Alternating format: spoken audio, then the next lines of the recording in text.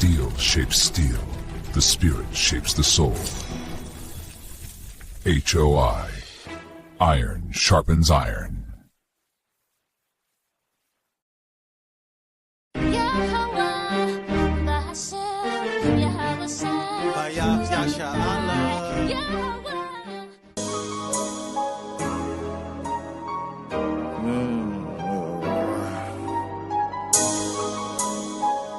Plantation.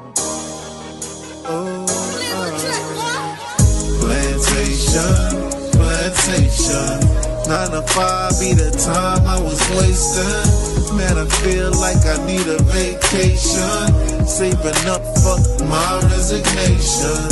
Why I feel like my manager hating. Ain't the one for no verbal castration. This government ain't giving reparation. We'll go to crime trying to fight the temptation. Rejoice in tribulations, demonstrate patience in every situation, picking up the pieces to their heart restoration. People broken hearted and in need of salvation. We in captivity, we done lost our history, disconnected from his laws, now there's no integrity. Here's the book and let them see, because they dying in these streets, walking in darkness and where the carcass is, the eagles be. Walking in darkness and where the carcass around us like vultures, murder on their mind when they approach us. Let your light shine, watch them scatter like roaches. Babylon falling cause we taking back our culture. Heal our land, Abba now, put us back in agriculture. This word burning them up, Romans is a flamethrower. We prophesy destruction, nukes coming, game over. International, continental, ballistic missile. Them bombs dropping like rain, no drizzle. The lake of fire make them sizzle, showing fruits of the spirit. We don't gather figs of thistles. That's the dog, you know, so just like you were saying.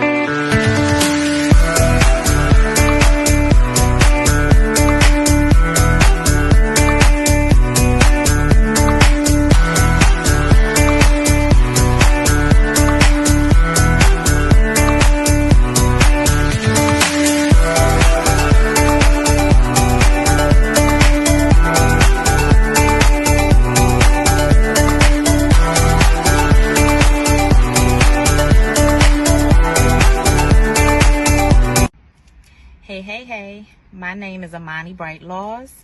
I'm a travel business owner. My business is Always Shine Bright Travel, where we help you discover your next bright destination. I want to talk to you really quickly today about becoming a travel business owner. Listen, if your passion is traveling, if your passion is exploring the world, if your passion is wanting to travel and explore the world, then you should become a travel business owner, okay? I have 2 easy ways to get started. Less than 1 minute, okay? The first way, up here, our website, travelagentworkshop.com. And please use my sponsor ID, Always Shine Bright, okay? The second way is a text code. Text the word workshop to the number 281-767-9711. And again, reference my sponsor ID, Always Shine Bright, okay? Listen. The workshop is free. It's a free 3-day workshop, which gives you all the information on how to get started to become a travel business owner. Okay. Any questions that you have will get answered within that workshop. Okay. So let me meet you on the money making side of travel, where you can turn your passion into your paycheck. Y'all know what time it is. It's your boy Chef D-Nail. Over here, guess who's cooking? Good cooking, good eating, good living. Y'all know how we do it every Sunday about this time, man. We're going to get straight to it. We got the chicken and dumplings, all right? We got the perch fish with the mac and cheese, with the yams, with the 5 cheese toast over here on the Texas side. And of course, we got the world famous turkey tips, all right? We also got, on this one, we got the greens with the turkey tails, and we got the spaghetti. You already know what time it is, man. Hit the link, 773-992-4737 is the phone number to place your order every Sunday, all right? And you can hit us up on the Cash App to make payments at Guess Who's Cooking, the number 2. All right, you can hit the www.guesswho'scooking on the World Wide Web. You can catch us on Facebook Marketplace under Guess Who's Cooking, and of course on TikTok, man, at Guess Who's Cooking. Come on down, get your orders.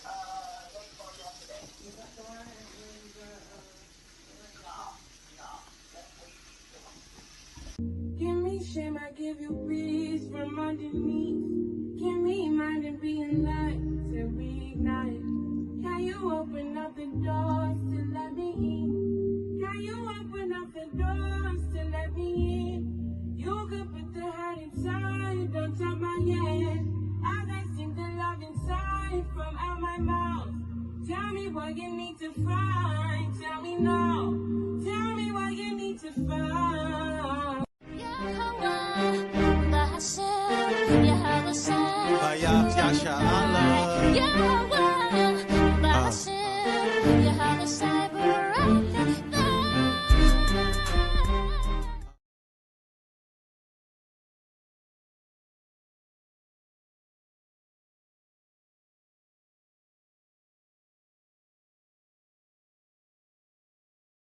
This is the book of 2nd Ezra, chapter 15 and verse 6. For wickedness have exceedingly polluted the whole earth, and their hurtful works are fulfilled. Therefore, saith the Lord, I will hold my tongue no more, as for touching their wickedness, which they profanely commit, neither will I suffer them in those things in which they wickedly exercise themselves. Behold, the innocent and righteous blood crieth out unto me, and the souls of the just complain continually. And therefore, saith the Lord, I will surely avenge them, and receive unto me all the innocent blood from among them. Behold, my people is led as a flock to the slaughter. I will not suffer them, nor to dwell in the land of Egypt, but I will bring them with a mighty hand and a stretched out arm, and smite Egypt with plagues as before, and will destroy all the land thereof when it's reaping time.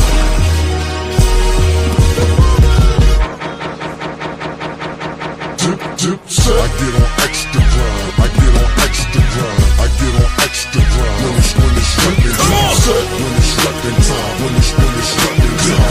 When it's repping time. When it's repping time. I get on extra grind. I get on extra grind. I get on extra grind. When it's repping time.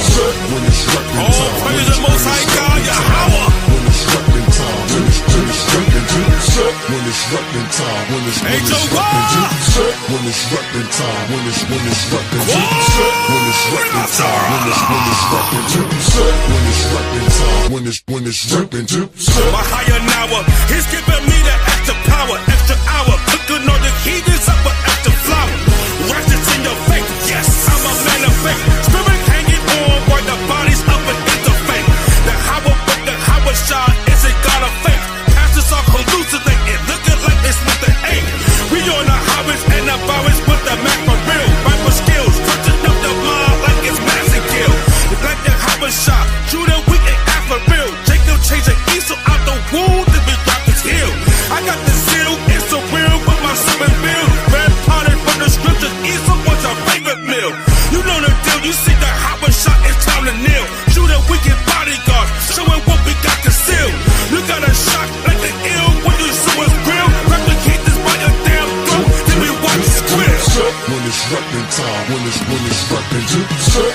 reppin' time, when it's reppin' time, when it's reppin' time, when it's reppin' time, when it's reppin' time, when it's reppin' Yo, time. when the Howard shot was here, no, he came to heal, coming back. Now I let the paint like it's Shaq O'Neal. No matter where we all watch, we gon' speak his will, keep it real, strap the devil head up against the steel. The Walking Dead, I'm like, nigga, what he got the seal. Blood from the brains, burnt my eyes like an orange peel. Lord willing for the Howard, we can name it seal. Judge, jury, executioners, that you can't appeal. We know your wicked senior style, know your whole deal. React, respond, we get broken down, overkill. Screaming high notes before you die, so for real. You had Samson on a slave with the grinding wheel. Veins popping out his arm like he popped a pill. Say it to the Howard and his mom like he write his will. You think you're safe cause they're hiding and you're standing still? Infrared so the heat is hiding in the hills. When it's reppin' time, when it's reppin' time, when it's reppin' time, when it's reppin' time, when it's reppin' time, when it's reppin' time, when it's reppin' time, when it's reppin' time. I get on extra grind, I get on extra grind, I get on extra grind. When it's reppin' time, when it's reppin' time, when it's reppin' time, when it's reppin' time, when it's reppin' time. He that has an ear, let him hear.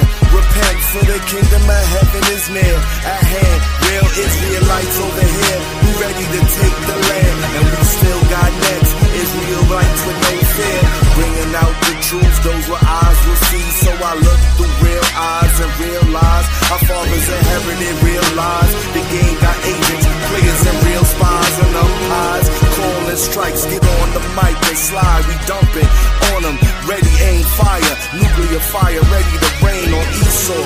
Answer the calling, inspired by the elders that came before us, taught us.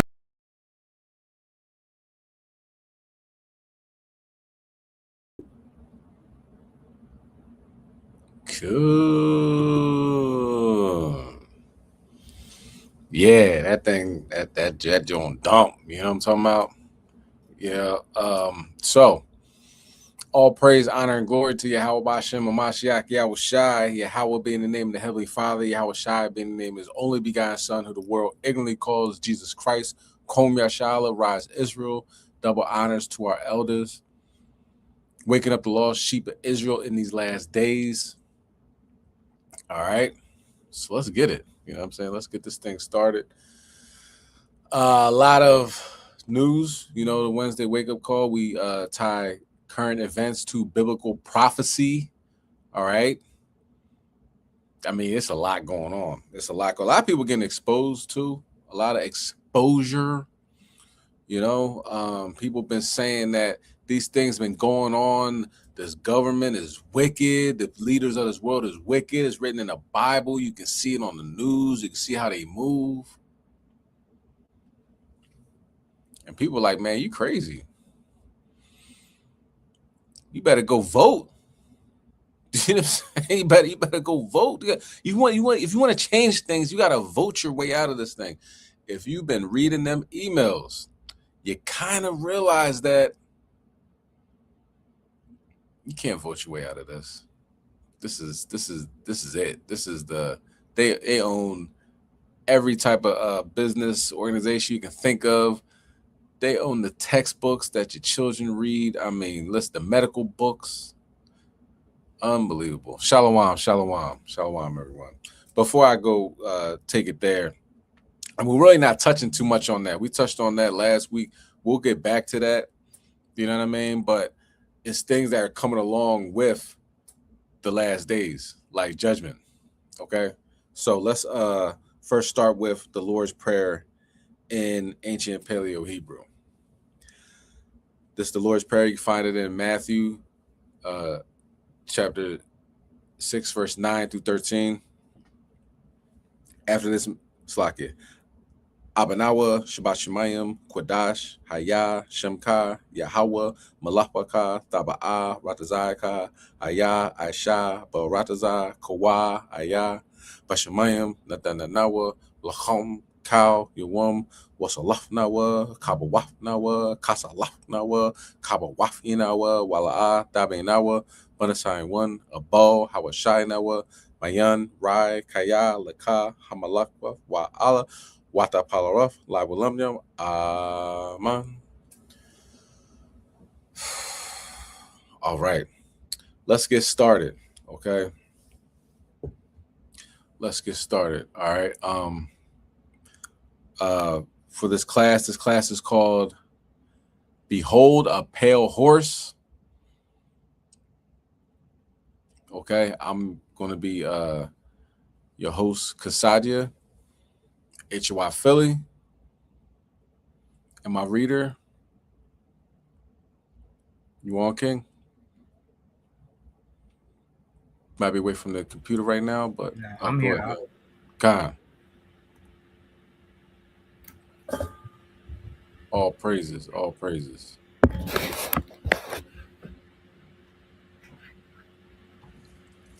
Khan, you want to just introduce yourself to the people, King? Shalom.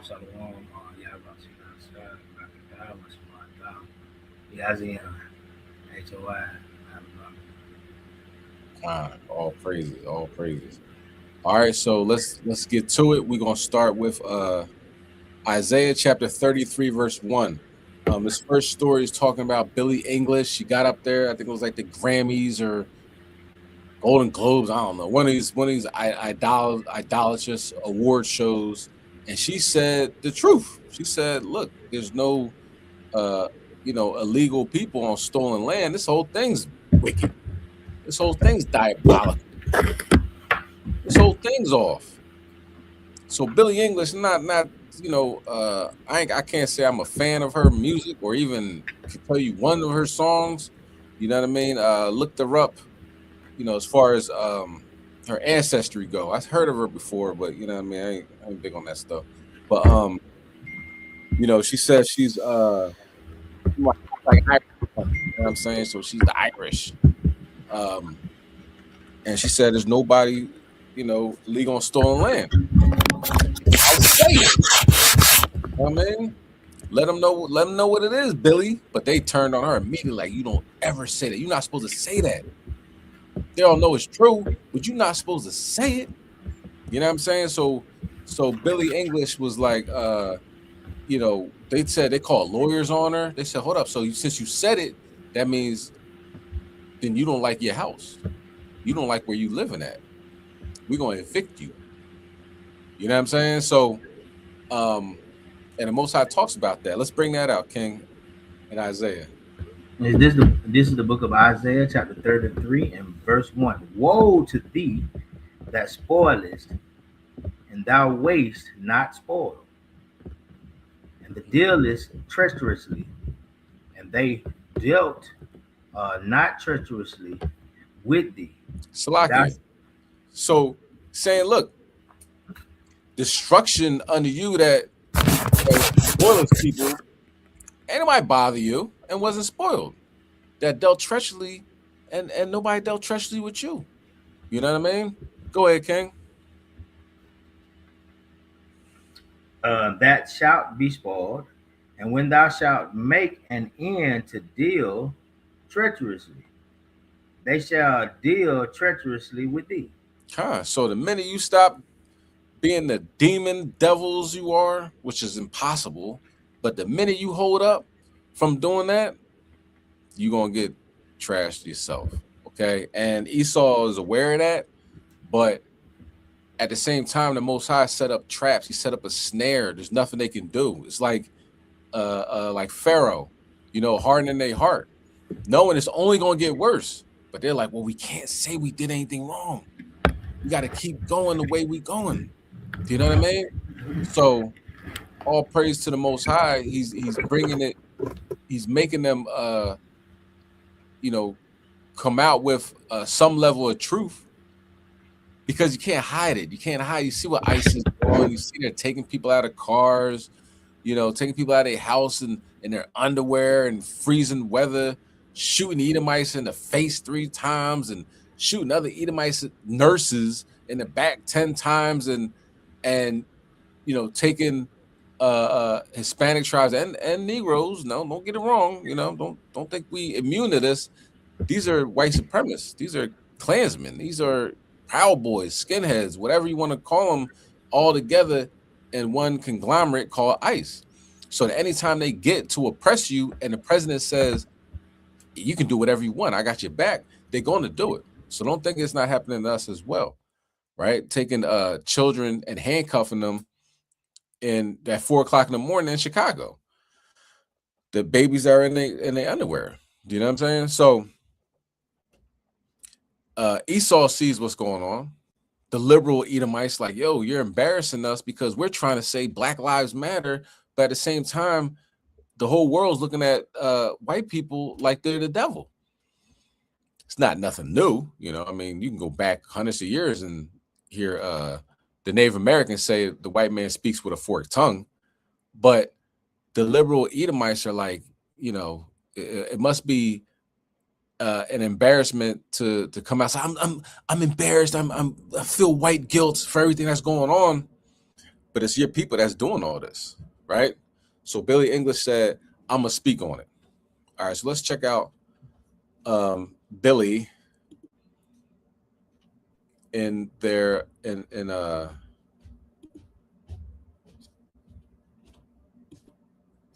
latest. Okay, let's check this out.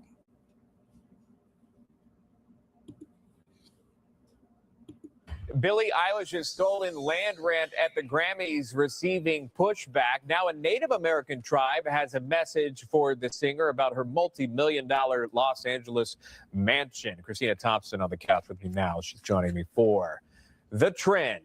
Well, her mansion, it's estimated to be about $3 million, right? And it actually sits on ancestral land belonging to the Tongva tribe, which inhabits the greater Los Angeles basin. Now, at the Grammys, she stood on the stage with her brother, the pair donning ICE out pins on their clothes, and she gave a speech criticizing ICE and America's stolen land, saying no one is illegal on stolen land. I just feel like we need to keep fighting and speaking up and protesting. Our voices really do matter, and the people matter.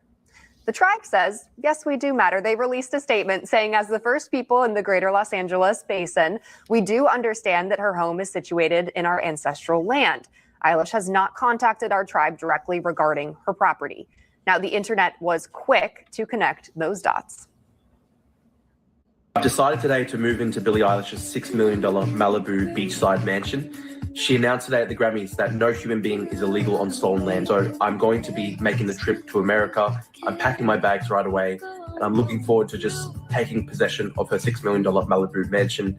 No human being is illegal. So I want to thank everybody who's believed in me on this journey. I really can't wait to move in. Shada, it always just gets me when, you know, I feel like so many celebrities are so quick to sit up on their high horse. And obviously everyone should fight for what they believe in. But truly, if you really believe in the cause, put your money where your mouth is. Donate it back to the Native American tribe where your house sits on their actual land. I just wonder if Billie Eilish is waking up like, oh, shoot. The Native Americans are. The tribe's actually, upset about that. That guy, that's hilarious. This guy's packing up. He's like, thanks for the support, guys. I'm moving in. And I saw videos online too where others are knocking on her gate trying to get in, and they're like, oh, this is interesting, you're surrounded by borders and a wall that we can't get in on your stolen land. Well, I mean, if you're sitting up there saying this land is stolen, give it back, then of course other people should say, all right, you're the one who brought it up, so we're just going to do it. We're here to take it. Christina Thompson joining me live with The Trend. Great to see you, Christina. Thank you. I appreciate that. All right. Okay, Billy. Trying to put your money where your mouth is. And Esau's mad, man. Esau's really upset that she said that, because it's kind of like, why are you bringing that up? That's something we all know. We all know it's stolen land. But since you're the one to say it, how about you give up your house? Now, Esau's not giving up their house. You know what I'm saying? Esau's not giving up their land, their stolen land. They stole it fair and square, right? Who we live amongst. You know what I mean?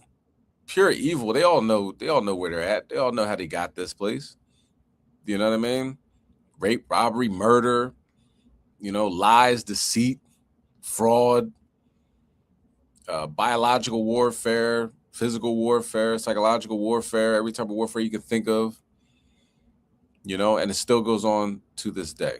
All right. So Let's get Joel chapter 3 and verse 7, and we will continue on with the good word.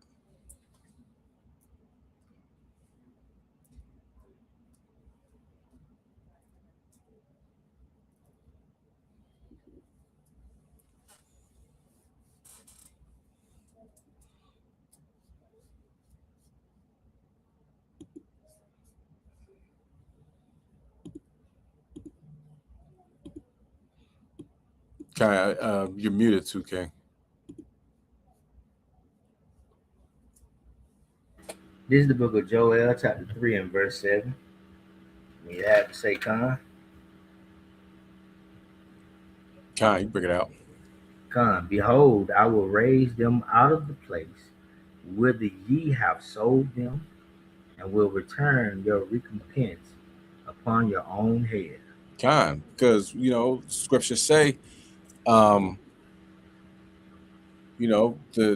recompense. It say, you recompense me swiftly and speedily. I will put this recompense upon your head.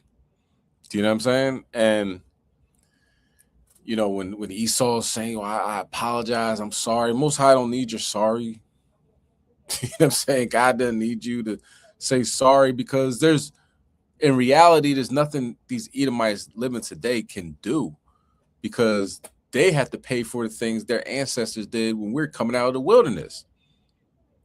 You know what I mean? Picking us off, the weak and the feeble, the tired and the feeble in the back of the lines, going through the promised land, asking if can we pass through. No, they want to make war with us. They're ready for war. With Babylon falling, Edomites saying, raise it, even to the foundation thereof. They weren't around for this.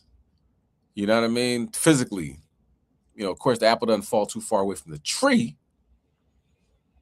But what it comes down to it is they got to pay. So all the apologies in the world, Most High is saying, put your sorries in the sack and give them to somebody who needs them. They were right to come at Billy English. Like, okay, give up your $6 million home.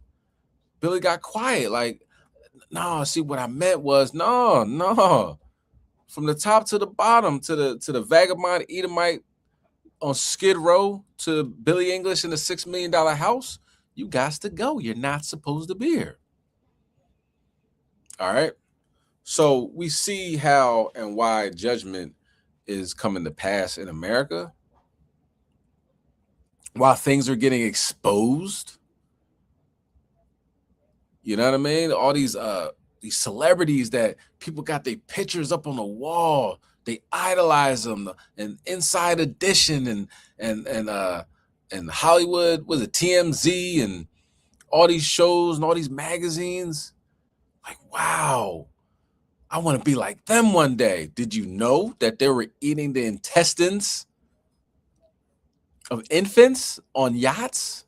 That's what you want to be like? They're being exposed right now. They have emails, literal emails, putting hits on people.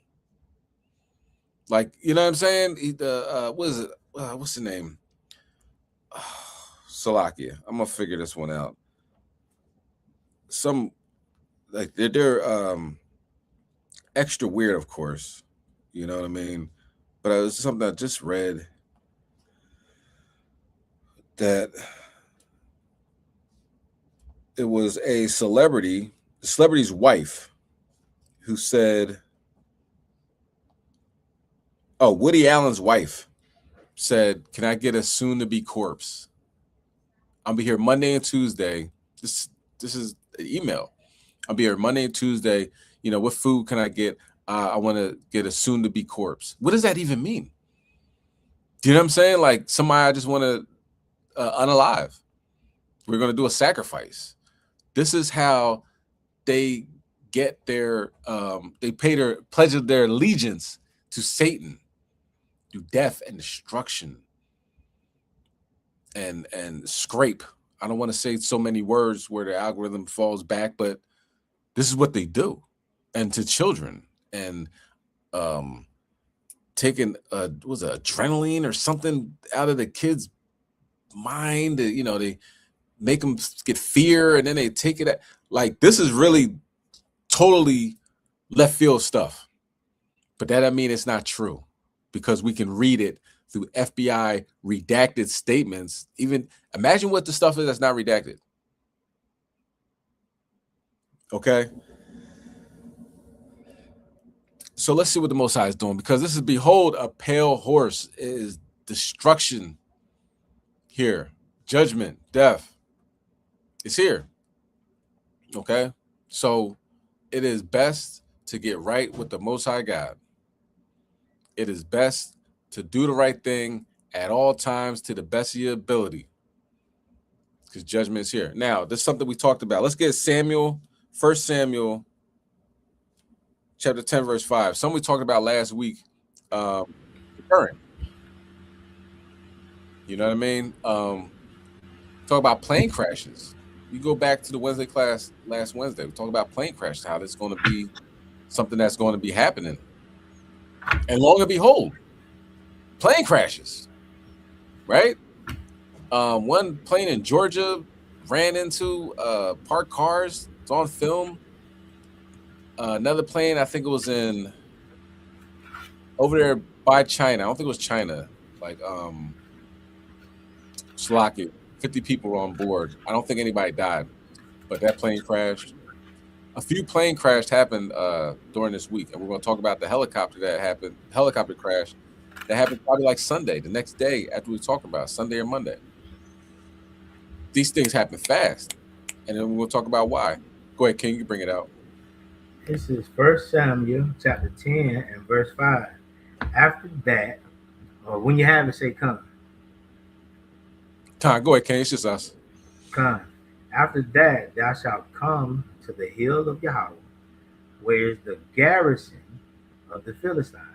And it shall come to pass, when thou art come thither to the city, that thou shalt meet a company of prophets coming down from the high place with a psaltery and a tabret and a pipe and a harp before them, and they shall prophesy. Time. So Saul, is told to go to this place where the prophets are. They got instruments, you know what I mean? And they're sitting there, they're prophesying. Okay. And what does that mean? Right?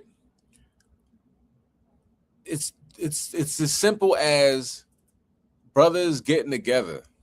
Do you know what I'm saying? That's why we're going to get to, other scriptures regarding that. But it's just talking.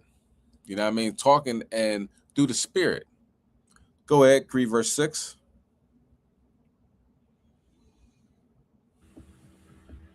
Verse 6. And the Spirit of the Lord will come upon thee, and thou shalt prophesy with me, and shalt be turned into another man. Time. Okay, so the spirit of prophecy, right? Being amongst brothers that have the Spirit on them, right?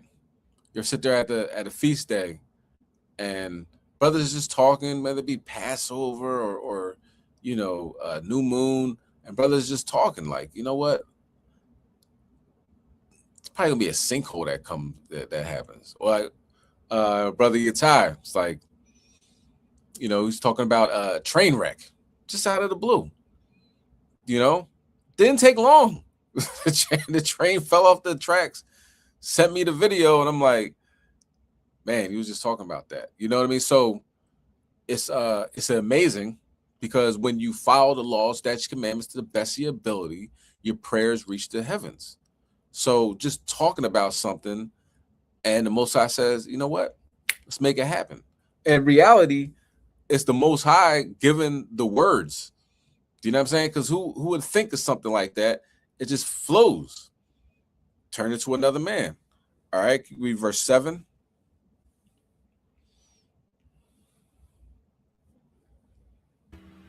Verse 7, and let it be, when these signs are come unto thee, that thou do as occasion serve thee.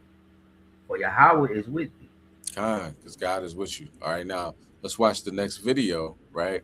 Now, I know it said it on the screen, disclaimer, fair use act, fair use act. Just make sure I'm going to say it again, right? So this is Slakia. This is something that occurred, right? Not too long after we was talking about it. Bruh. That helicopter just crashed. And that right there is one of the only video clips that we have of this helicopter going down in Flagstaff, Arizona. What we know is they're saying that the neighborhood seemed like it was under siege here, as we had a shootout between a suspect and multiple officers on the ground. They say that 2 Arizona Department of Public Safety crew members have died when their helicopter that was trying to provide air support for the police went down during this event. It's not known if the guy shot at the helicopter or what brought it down at this time, but both of those individuals are deceased and have passed away. The police say that this incident began in the neighborhood north of Route 66 between Thompson Street and Mark Lane just after 8:30 p.m. yesterday, responding to a domestic violence call. So last night, this whole thing unraveled. Authorities arrived at the scene. They located a victim, and then they were soon met with gunfire from an individual that was jumping from rooftop to rooftop. So this is why they called on the helicopter to come out and help them. Again, they described this as being a neighborhood under siege with dozens of rounds being fired. And then it was about 10:17 p.m. They say that the helicopter went down. According to officials, both the pilot and paramedic trooper killed. The suspect was taken into custody at 10:20 p.m. and is currently at the hospital receiving treatment from gunshot wound injuries. No officers reported shot or injured during the shooting. But they got the guy literally 3 minutes after the helicopter crash. So still waiting to get more details on this, but this is pretty crazy. Not sure what sparked it and why this guy was shooting at law enforcement, but... Well, we know what sparked it. You understand? We know what sparked it, okay? So, let me ask you something in the chat. Have you ever said something or thought something and not too long ago, not long after that, something happens? Put a 1 in the chat if it's almost like you had an angel sitting in the room with you as you said something or even thought something. You don't even have to physically say it or thought something. Put a 2 in the chat if that's what you would like to happen. You know what I mean? That hasn't happened. That hasn't been your reality. You know what I mean? I would like to know. Inquiring minds would like to know. But, it's always important to keep in mind that the Most High is close. His angels are close by. Let's get Zephaniah chapter 2 and verse 1. So also in Genesis chapter 49, it talks about Jacob and talking to his sons about what's going to happen, what's going to befall them in these last days. And he said, what? Gather together. You know what I'm saying? And Zephaniah says it as well. You can bring it out, King. This is the book of Zephaniah, chapter 2, start from the top. Zephaniah, chapter 2.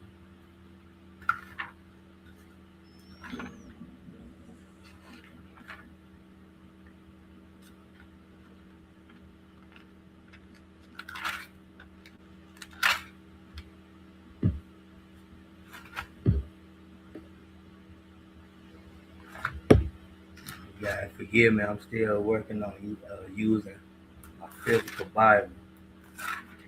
God. And I'm so used to using my phone. I see a lot of ones. I see a lot of ones. See a two. You know what I mean? So as we, we got to keep this in mind. You got to keep it readily in your mind that the Lord is with us. Do you know what I'm saying? If you are following the laws, statutes, commands, you are following these feast days, you are following the Sabbath, you're treating your brother like you want to be treated, treating your sister good. You know what I mean? Like loving your women like Christ loved the church. Then he's listening to you. Do you know what I mean? So it's not, not kind of wishy-washy and, little like drunk to the side and, kind of, sort of, maybe. You gotta dismiss that spirit, man. That's a spirit that Satan wants you to have. Not have the confidence that Yahweh Shem Yahushua is listening to you, that he's with you. Have that confidence that the Lord is with you. You're laying it all on the table. Because if he's not with us, we in a lot of trouble. Just put it like that. If the Most High God is not with you, you are in a lot of trouble. Like I said earlier, these ICE agents are being recruited from white supremacist ideologies, white supremacist lingo that only they know. Like, unless you read white supremacist books, you don't know that American man, hold on, is like something that somebody wrote back in 1850 that was talking about, killing all the Native Americans or whatever. I'm not sure if that's the case, but certain taglines is for them, right? So if God isn't with you, then you're going to be in a lot of trouble.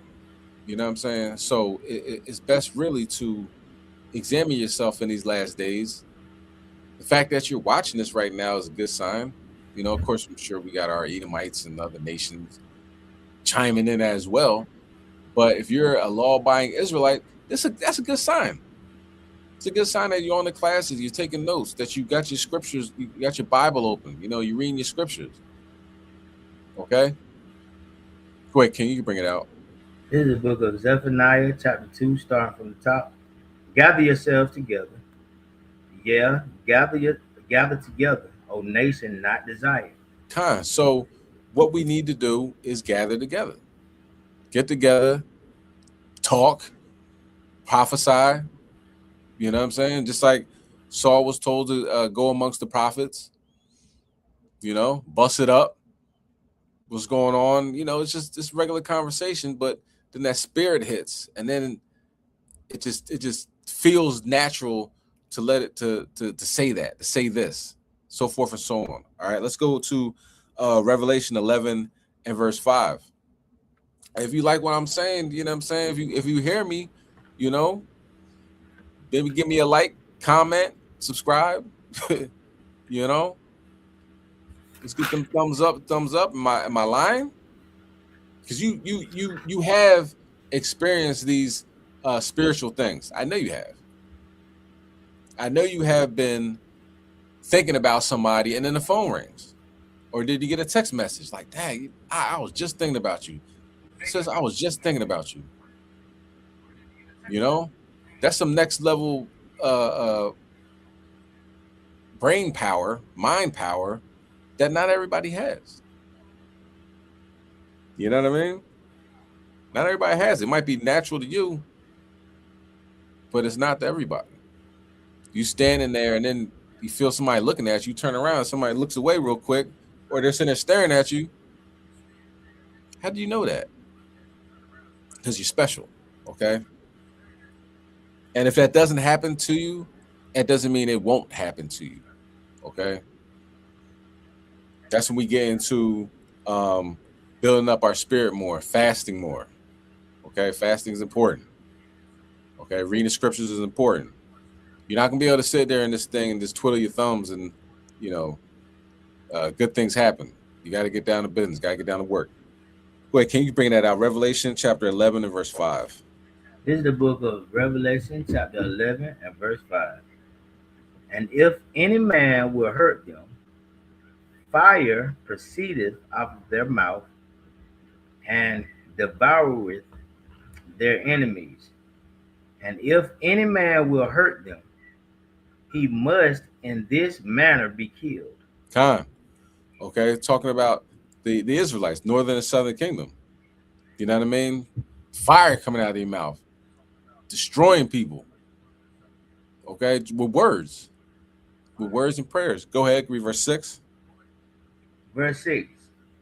These have power to shut heaven, that it rain not in the days of their prophecy, and have power over waters to turn them to blood, and to smite the earth with all plagues as often as they will. As often as they will. It's not like, a video game, you get a certain amount of stars. You know what I mean? Like Mario Brothers, Mario World, you only get a certain amount of mushrooms or something like that where you can, power up as often as they will. It's at will. Okay. So I'm just using this as an example. Talked about last week of crashes, and crashes happen. Okay. Your mind's going to say, well, that's just a strange coincidence. You should know better. You know what I mean? As a law-abiding Israelite, you should know better. You know what I mean? You can't make this up. How many times you heard that come out of a brother in the HOI's mouth? You can't make this up. Just talking about somebody, and then they walk by. For example, there's Zabal saying, and you women need to get out of that spirit where you want blonde hair. And then a woman with blonde hair walks by like 3 minutes later, and everybody just stops like, you can't make this up, man. You can't make this up. That's the spirit. That's the spirit. Serious business. Con, all the time. So, if you know, you know, and if you don't know, get to know. You know what I'm saying? Kind of even sleeping. Sleeping. Yeah. This truth is powerful. And that's why we're on FBI watch list. You know what I'm saying? If you can find us on the street corner reading the Bible, you can find us on the class teaching, but we're on FBI watch list. Like we doing something crazy. I mean, they scared, and they have every right to be scared, because now God is exposing them, so they know they really have a short time left. Fasting. A fast on Friday sundown during the Sabbath for all welcome. Join Kwame Ashala. Fast this Friday. Let's get it. Friday sundown. Let's get it. All right. Kwame Ashala. So now let's talk about some more things that are going on in the world. Crazy stuff. Because remember, this is called Behold, a Pale Horse. Death and destruction is in the building. Okay. Death and destruction is in the building. Yeah, that fast is powerful, man. You'd be surprised how powerful. If you're not in the fasting, I definitely recommend it. Yeah, how I talked about it. It's all throughout the scriptures. You know what I mean? Isaiah 57. It gets deep. You know what I mean? It gets deep. All right. And when we fast together, it's a wrap. It's a wrap. When you fasting with brothers, you just talking, busting it up, you already know that Yahweh Shemi Al-Shai is in the midst, and it's only a matter of time. Might not happen like that, but it might. All right. So let's watch. Let's see what happened at Olive Garden. Do you know what I mean? The Italians, didn't the Romans do something to Christ? Olive Garden got a little crazy. You know what I'm talking about? This is a wild story. Just FYI. Wild story. Okay. And while we get that, let's get Revelation 6, verse 8 on deck. It's a wild story. All right. You guys, this is wild. On Friday, January 30th, 2026, a cook at an Olive Garden in Williamsport, Pennsylvania, died by his own hands after a gruesome incident involving kitchen equipment. According to witnesses, the employee stripped himself of his clothing and plunged headfirst into the restaurant's hot deep fryer. Coworkers and at least one customer at the restaurant said that they tried to intervene and stop him, but they were unable to do so. One female employee even sustained minor burns trying to help. The man was transported to a nearby hospital with severe burns on his body, but ultimately succumbed to his injuries later that day. The Pennsylvania State Police confirmed that the incident was that of something he did to himself, but declined to release further personal information out of respect for the victim's family. The location was temporarily closed for a few days following this incident, but has since reopened. Hopefully, they were able to fully sanitize everything after this. Some people on social media claiming to be regular customers at this restaurant and former employees say that the man's name was Michael McMasters and that he had exhibited erratic behavior and made similar attempts at himself in the past. They're also claiming that he was known to be on PCP and was at the time of his death, though all of these claims remain unverified at this specific moment. The man. Okay, so yeah, like, you know what I'm saying? I don't know if you've seen this movie. It's called The Happening with M. Night Shyamalan. Took place in Philadelphia. Mark Wahlberg's in it, and it's just like people just kind of doing things like that. You know what I mean? Unaliving themselves. It's a spirit in the air. It's a spirit in the world, roaming the earth. Okay. And one thing you're going to notice is that the people that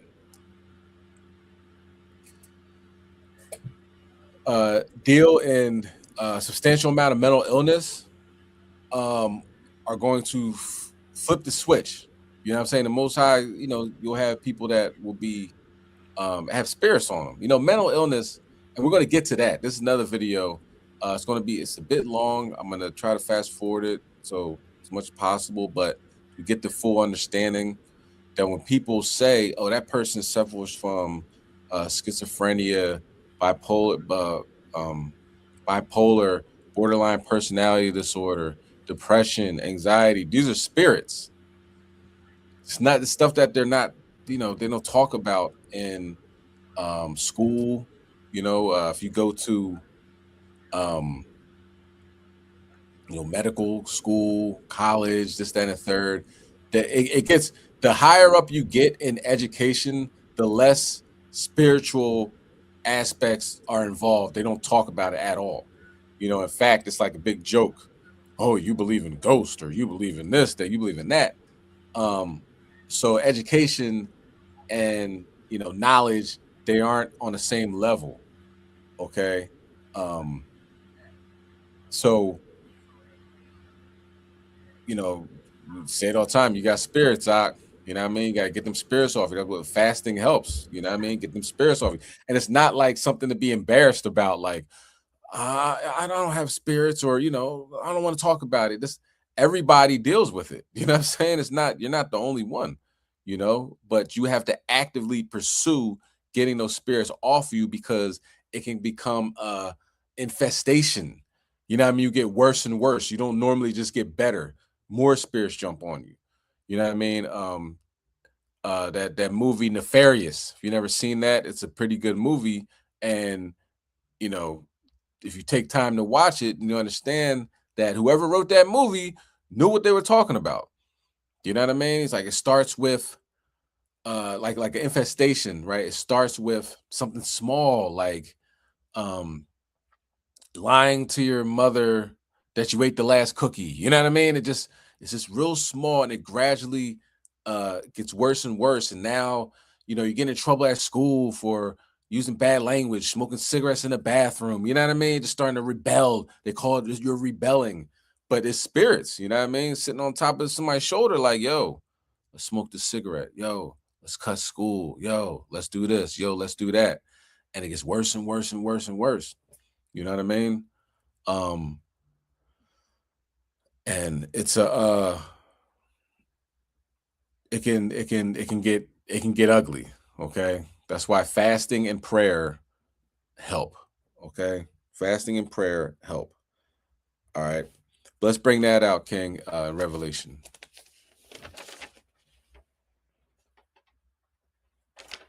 This is the book of Revelation, chapter 6 and verse 8. And I looked, and behold, a pale horse. And his name that sat on him was Death. And hell followed with him.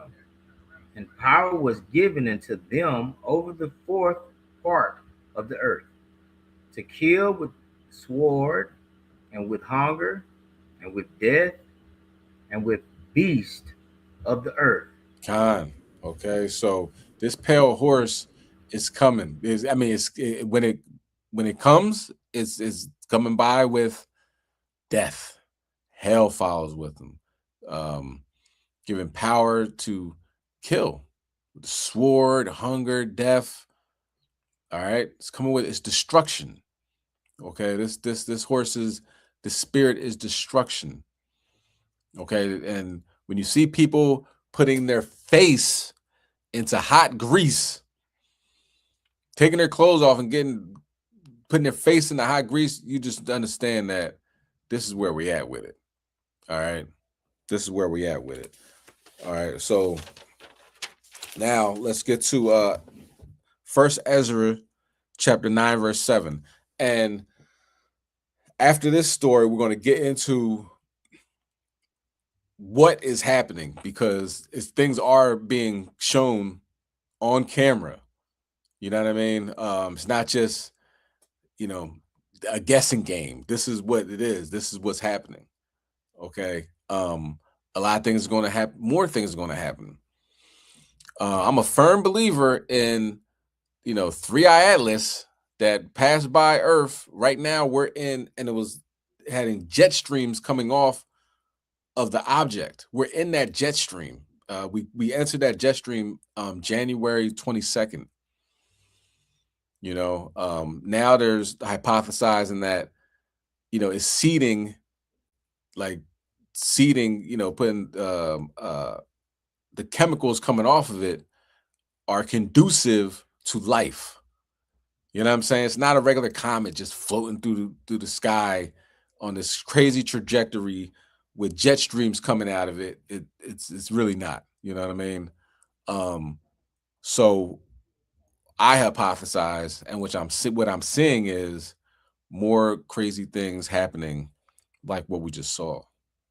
Okay, people almost getting flipped on like a switch and doing what it is they were sent here to do.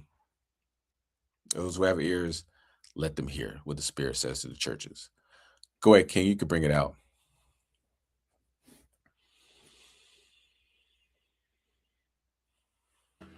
This is the book of First Ezra, chapter 9 and verse 7.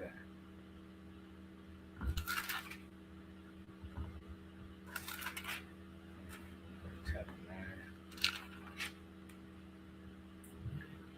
Since the days of our fathers have we been in a great trespass until this day, and for our iniquities have we, our kings, and our priests been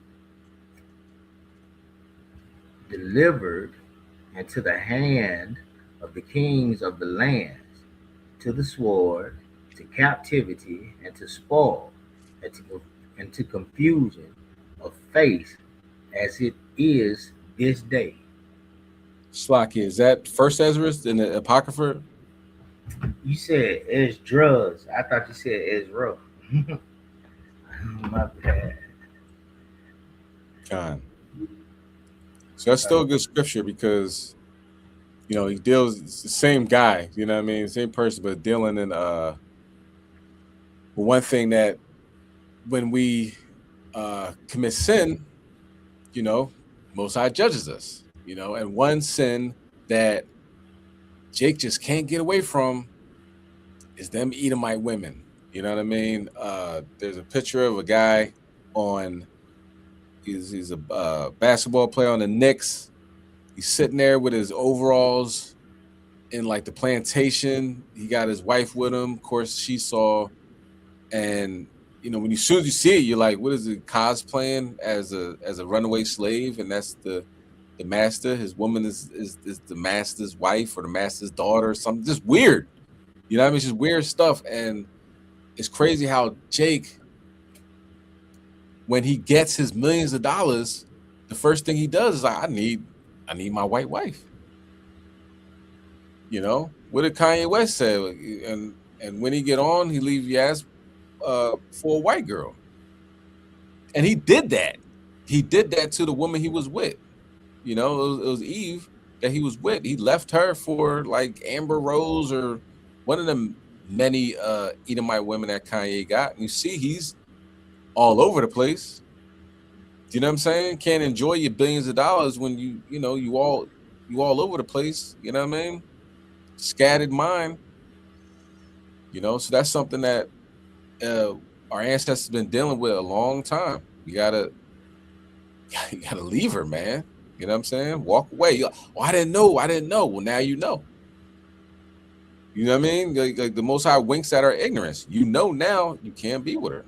As simple as that. Okay? Go ahead, King, bring it out. It's crazy how that scripture is still lined up. That's the spirit right there. Time. Praises. This is First Esdras in the Apocrypha, chapter 9 and verse 7.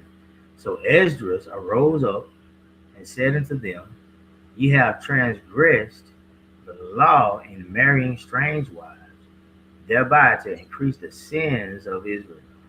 Time. You increase the sins of Israel, you know, doing these things. And the brother, now, I would recommend leaving her, right? The brother had other options, or I mean, he had other plans. Jake kind of, you know what I mean? He said, all right, this divorce is final. You know what I'm saying? And I like the commentary too. Brother Taylor House, I believe his commentary is very well done, because he brings out things that you're probably thinking like, well, that doesn't make much sense. And we're going to watch that. Can you read verse 8?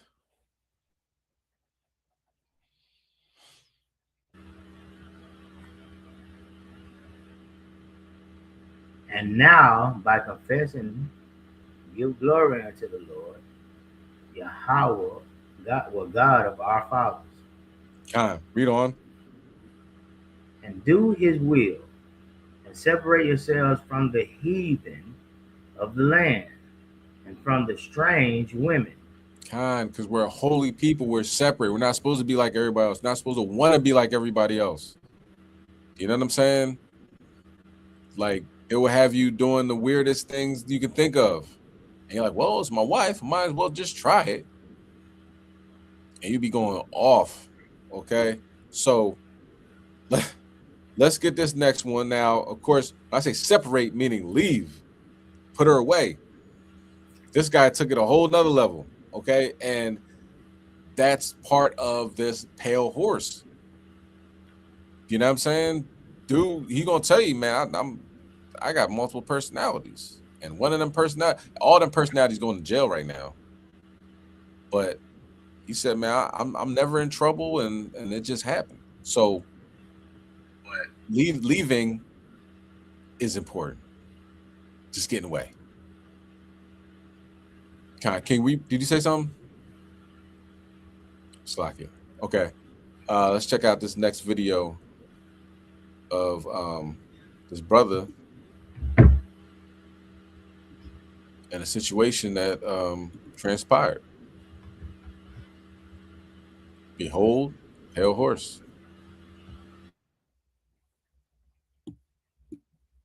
Man accused of killing his fiancée and her 2 sons in Grand Rapids late last month told Target 8 today about the hours leading up to those shootings. He says it was one of his multiple personalities that pulled the trigger, a claim that the prosecutor says he's not buying. Charles Broomfield sat down with Target 8 investigator Ken Colker. We spoke through a video chat for about 45 minutes from the Kent County Jail, where Broomfield is being held on 3 counts of first-degree premeditated murder and weapons charges. Broomfield, who has no criminal record, is accused of killing his fiancée, Jacqueline Neal, and her sons, Cameron and Michael Kilpatrick. She's one of the best things that ever happened to me out of any woman, girl ever been with. He says they met 8 years ago through Tinder. They had a son together 5 years ago. She had 2 older sons and 2 daughters. I don't call her Jacqueline. I always called her Bunny. You called her Bunny? Because she was my bunny. Yes. I never called her Jacqueline. But he says their differences in raising children, among other differences, started getting between them. Broomfield talked about the night before at their home on Warden Street Southeast. They had just moved in days before. I remember the night before like it was yesterday. He says it was a stressful evening, some family members still moving things into the home. Says he and his fiancée were not getting along. We were just being petty towards each other. The next morning, he says he woke up early before 6 a.m. to shovel snow. That, he says, is when his fiancée texted him. She wanted him gone. This ain't gonna work out. You gotta find someplace else to go, this and that. He says they argued inside the home. Something inside me just seen red. Snap. I just snapped. I blacked out. Couldn't think of nothing. At some point, then you got your gun and you shot your fiancée, right? After seeing red. Yeah. Yes. And didn't you shot the boys? I just lost it. Couldn't think, didn't think about until after all of it happened, and I was just straight crying because, like I said, a monster who don't give a don't have no remorse, will not cry, does not care. I was crying. Police say the boys were shot in their beds. And then you came up with that story about the intruders. Because I was like I said, that was coming to me after the fact that I snapped back out of in reality. When police arrived that day, responding to his 911 call at 7:40 in the morning, he claimed that 2 intruders had broken in, that one killed his fiancée while the other killed the 2 boys. But police say he confessed after detectives found inconsistencies in his story. Broomfield claims it was one of his personalities known as Charles that pulled the trigger. While Charles is his legal name, he says, friends call him Charlie. I am battling demons, like I said. Chucky, Charlie, Charles, all had something going on and whatever and whatnot. Chaz is just chilling. And it's like, I know I'm not a bad guy. Kent County Prosecutor Chris Becker says Broomfield has talked about multiple personalities while in the jail, but the prosecutor said he doesn't buy it. There are going to be some people who are going to watch this and say he's just trying to set up a insanity defense. I'm not trying to set up nothing because, like I said, I have no criminal record, period. I never hurt anybody a day in my life. What do you say to her family?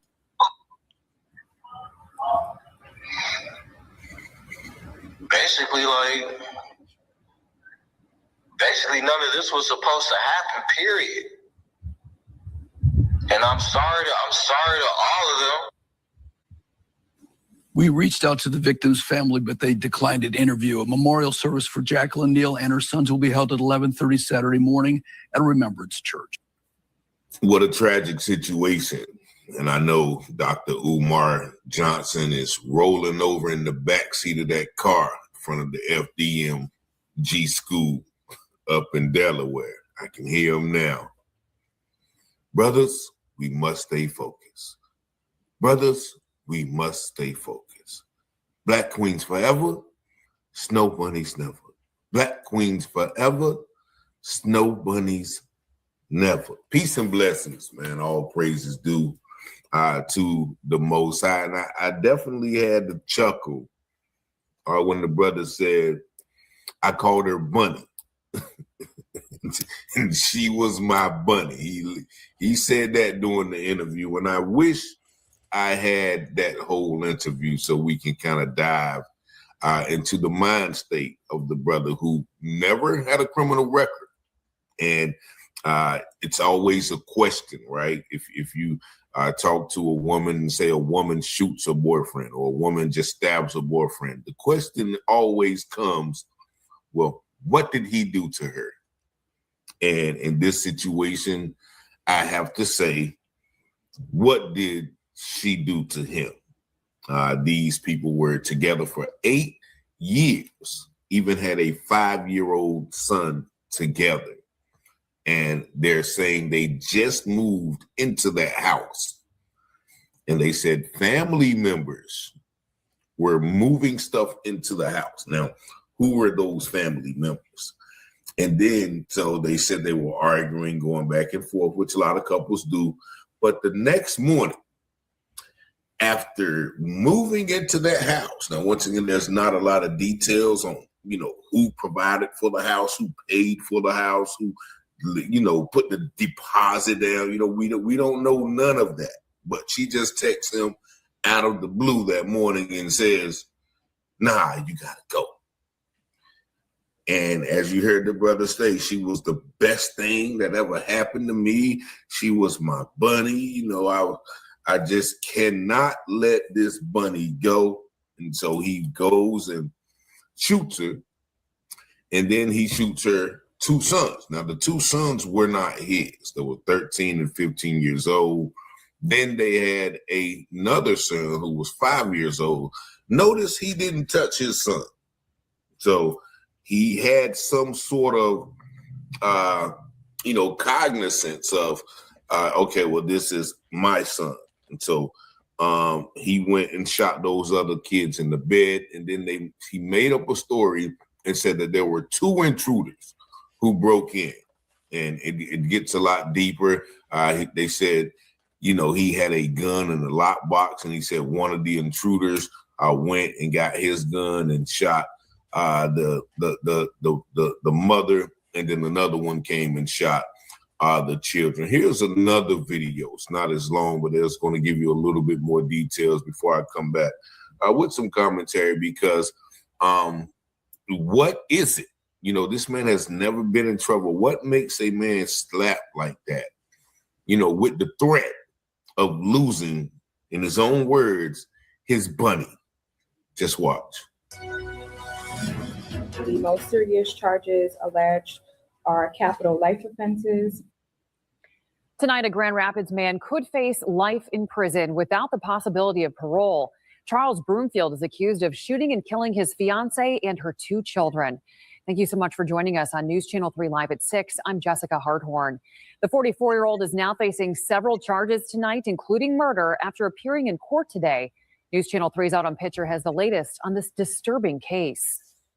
Investigators say that Broomfield lived in the home, and they also found his own 5-year-old son inside who was not hurt. We also found out today that Broomfield was the one himself that made that 911 call, making up a story to cover his own tracks. 44-year-old Charles Broomfield in Grand Rapids courtroom Thursday, now charged with 3 counts of first-degree premeditated murder and 3 charges related to using a firearm.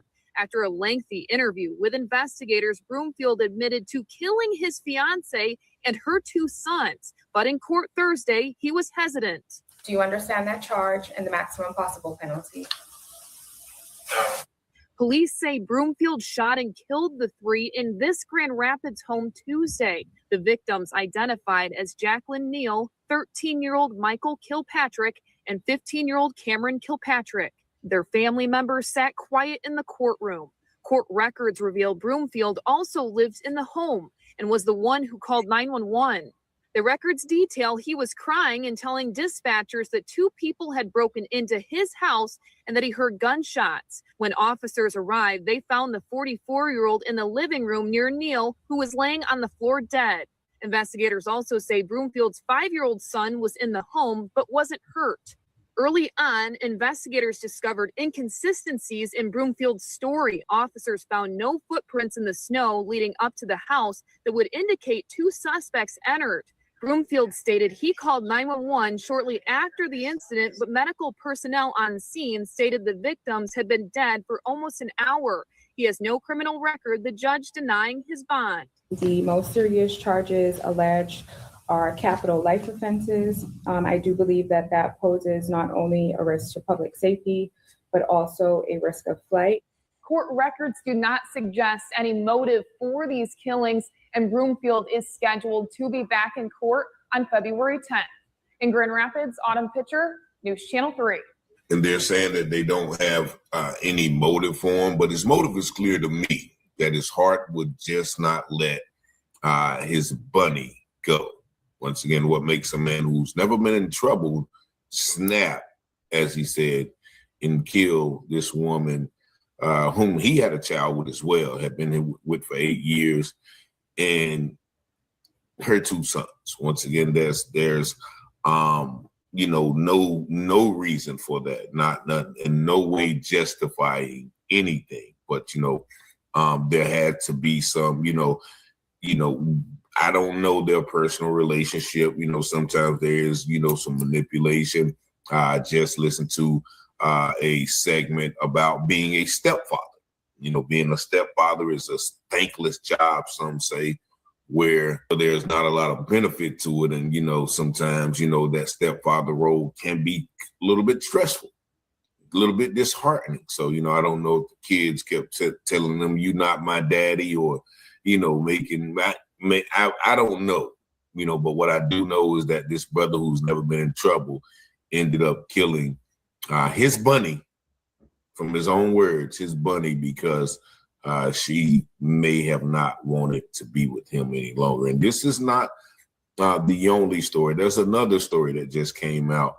We're going to look at, you know, about an ex-football player who killed his bunny.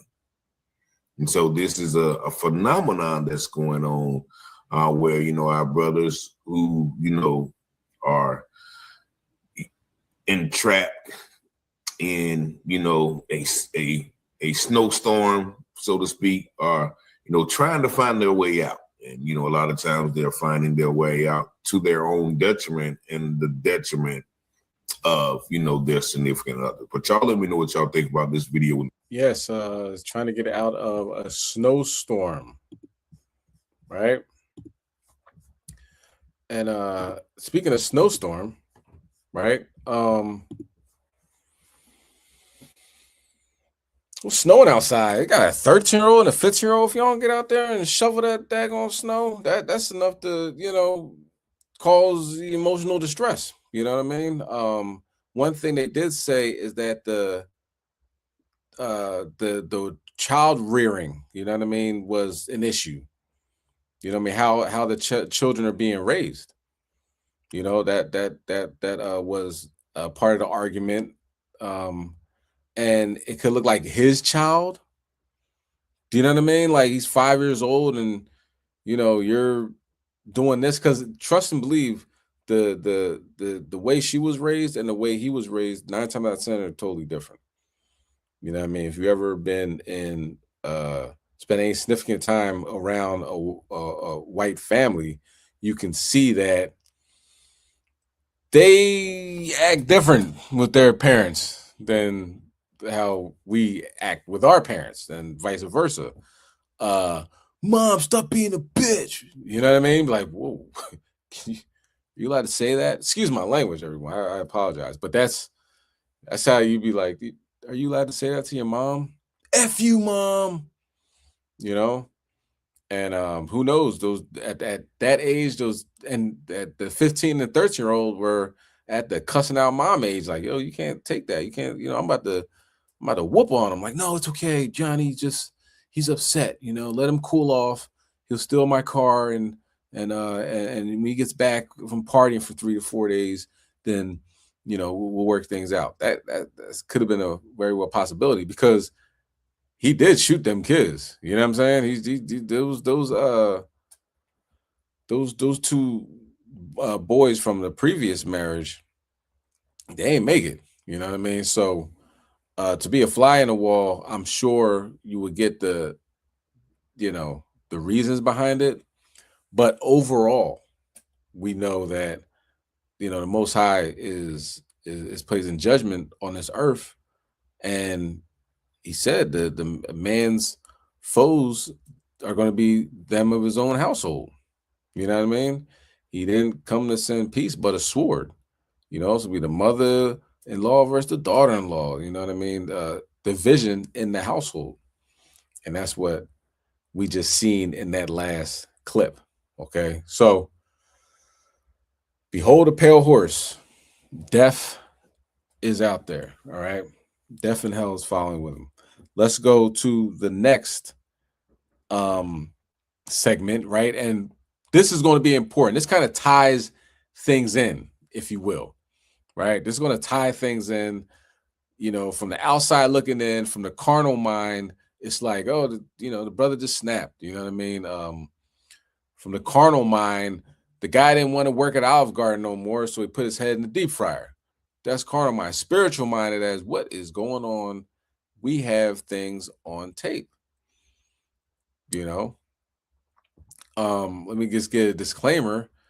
In the next segment, it's pretty wild. You know, a little bit more wilder than Olive Garden in them. Okay, we're going to see a home invasion, a demon home invasion in the next clip. So, disclaimer.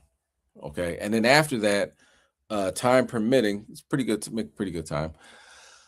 We're going to see a person that is suffering from schizophrenia, as they would label schizophrenia, and what he's seeing is literally there. You know what I mean? So, from the doctor's perspective, he's just crazy. He's talking to no one, but you're going to see that he actually is talking to somebody, and he sees somebody standing right there. So, just want to tie everything in as far as carnally, what's going on worldly to the spiritual aspect of things. And this will make you, I know it made me say, I want to follow these law, statutes, commandments to the best of my ability. I don't want to deal with these things. I want to be on the up and up, on the right side of Yahweh Shem Yahushai.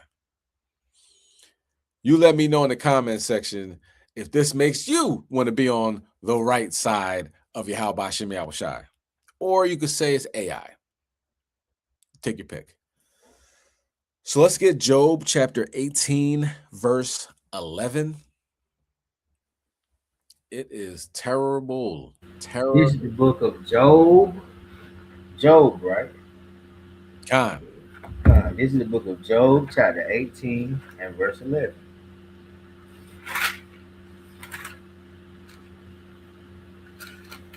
It's wild. It said, terrors shall make him afraid on every side and shall drive him to his feet. So let's watch the next video. After we come back, we're going to get Job 18. We'll stay in Job 18. We'll go down to verse 14. But for now, let's stay where we at.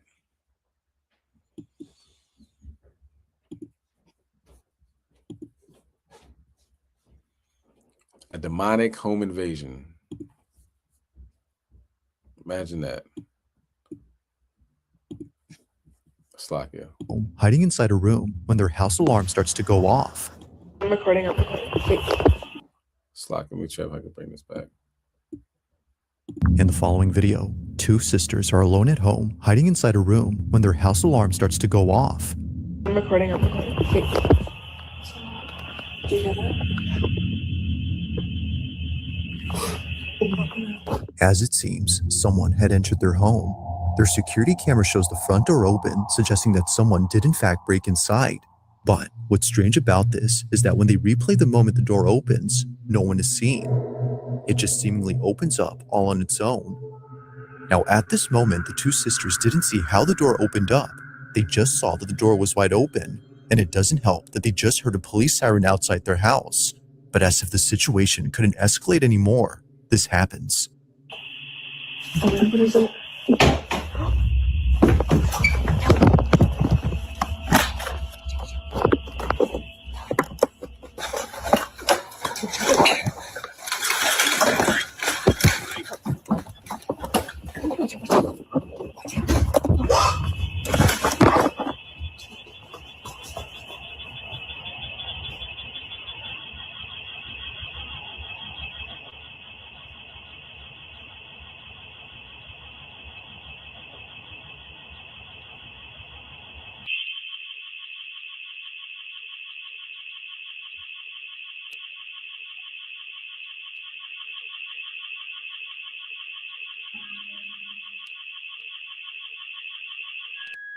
Clear.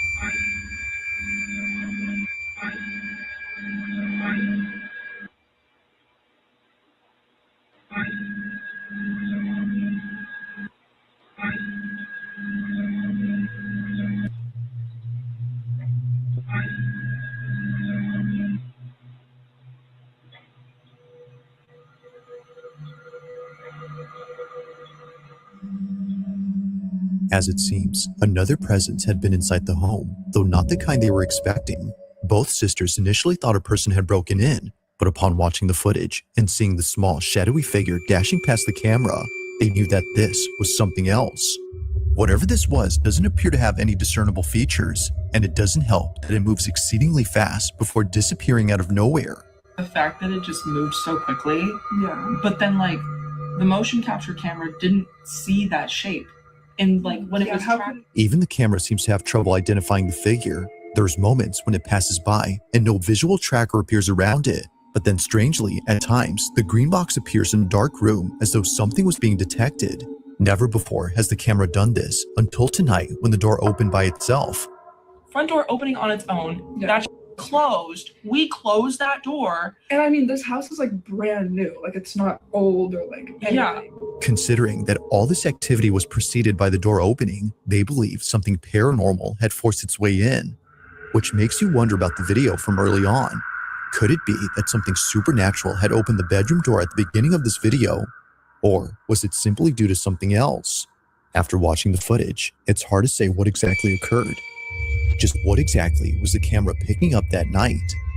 As always, let me know your thoughts on this one. Okay, so yeah, you know, she says it's a new house. Well, the land is tainted with the blood of the Israelites. And the scriptures say, you know, may Satan sit at his right hand. That was a evil entity, evil spirit causing a home invasion. You know what I'm saying? Like opening the door and then opening the bedroom door. They had to get out the window. You know what I'm talking about? So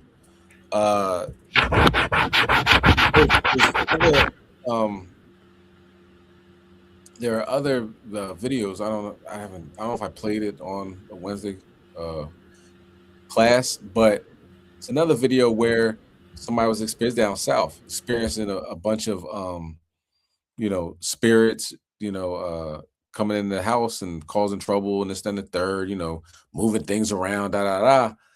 But the end game, the spirits burned down the house. Like a fire just happened on the porch and burned the house down to the ground. So it's not just, you know, doors opening and closing and this, then the third. This is possibly going to an end game, you know, a goal that they're not ready for. You know what I'm saying? So judgment is taking place. It's only going to get worse. Okay. Let's get Job chapter 18 and verse 14.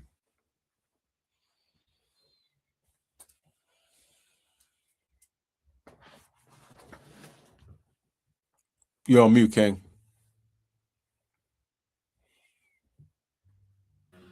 So, Laki, I'm just reading.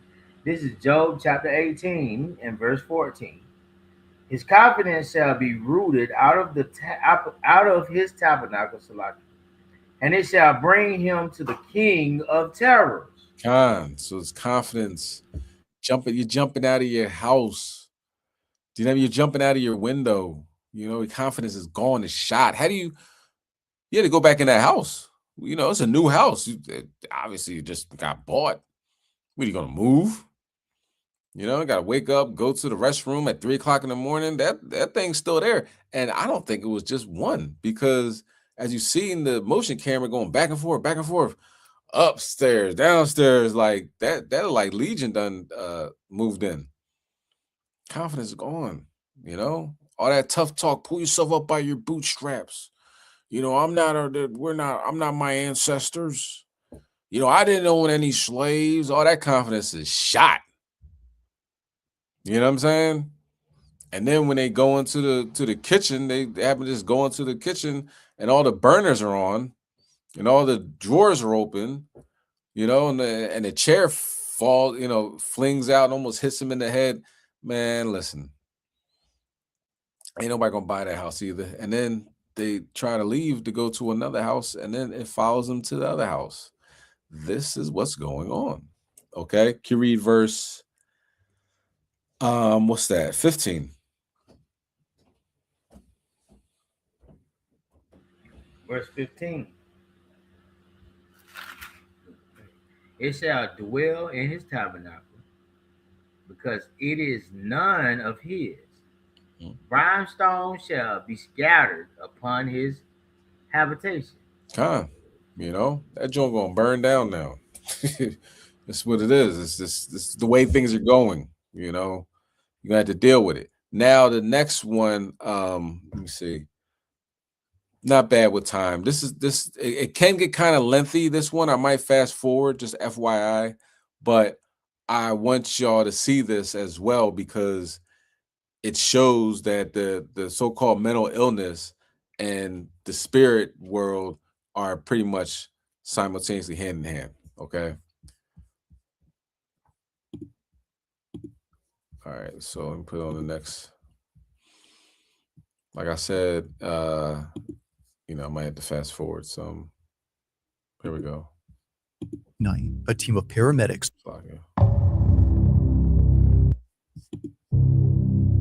On a Wednesday night, a team of paramedics arrive at a house to assist a man with severe schizophrenia. According to the man, he couldn't leave his room because someone was standing at his door. They're not going to let me go past it. They're not going to let me go past it. Somebody's there. We're right here. I'm telling you, somebody's at the door and they're not going to let me go past it. They wearing? What are they wearing? They're wearing blue. But Good, someone's good. there and they're not going to let me go past it. Someone's at the door. I need you to sit up, okay? Can you do that? Listen, there's no need to apologize. Whatever makes you comfortable, okay? Thank We're here for you. Okay? All right? Is that okay? That it?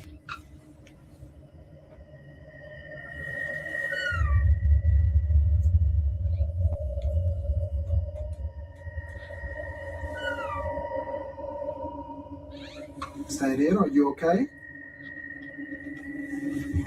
While claiming to see someone standing at his door, a clock falls without warning.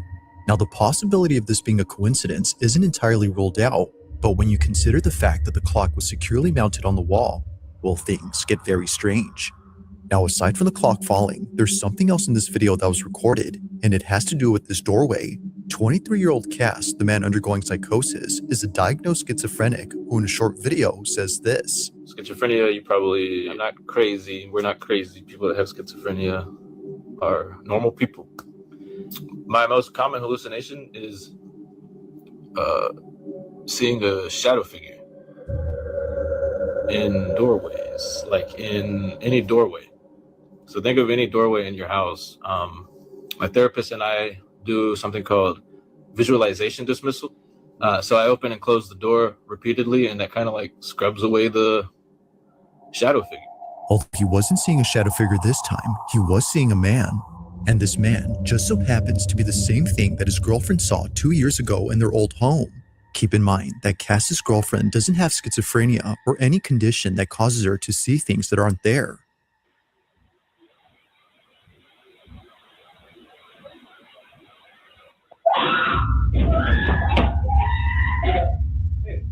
What's wrong?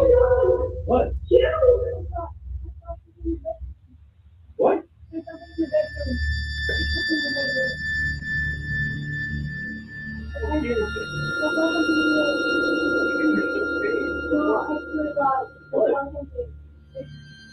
There's nothing in there. What? Her description of what she saw was eerily similar to Cass's depiction of the man. Now, because of this angle, we can't see what it is that she saw, but thankfully, there's another camera in this house that might have recorded evidence of the so-called man. Over on Cass's channel, you'll find many videos where he documents his schizophrenic. Salakia, I just noticed something really with his girlfriend. If you kind of look at her, she has, you know, like the black lipstick, you know what I'm saying? Like the dark hair. Not saying that's not her hair, but kind of like wearing the attire of a witch. You know what I mean? Or somebody that dabbles into that spiritual realm that they shouldn't. So that could definitely open up a whole realm of possibilities of why he's seeing these things, and he might be into that as well. You know what I mean? A lot of these spiritual attacks and infestations happen when people open up doorways they shouldn't. For instance, Ouija boards or something as quote unquote harmless that, you know, they put the pencil. This would happen in, you know, children in grade school. They put a pencil on top of another pencil and put like yes, no on a piece of paper and ask a question, and the pencil will turn a different way. That's pretty much a homemade Ouija board. So opening up these doorways, they're not easily closed. You know what I mean? And obviously he's dealing with this, but let's continue on. Episodes. Thanks to his GoPro, he can easily record moments of extreme psychosis by simply pressing a button. What I do is if the hallucination's like really strong and I am not even like making sense out of reality, I use this and basically I point it at the door frame or whatever I'm seeing and look at the screen. And if what I'm seeing in the door frame isn't on the GoPro screen, it's not real. Helps me calm down. I'm doing really bad right now.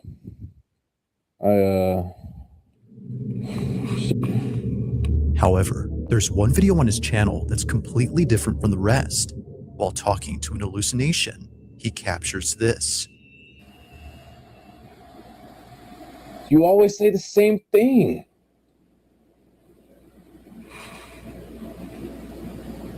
No.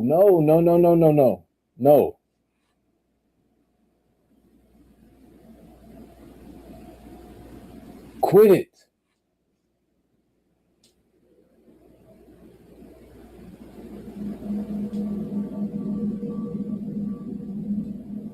Stop bringing that up.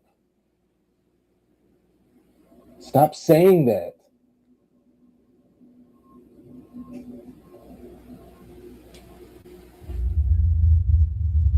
You always wait till now to say that. Bro.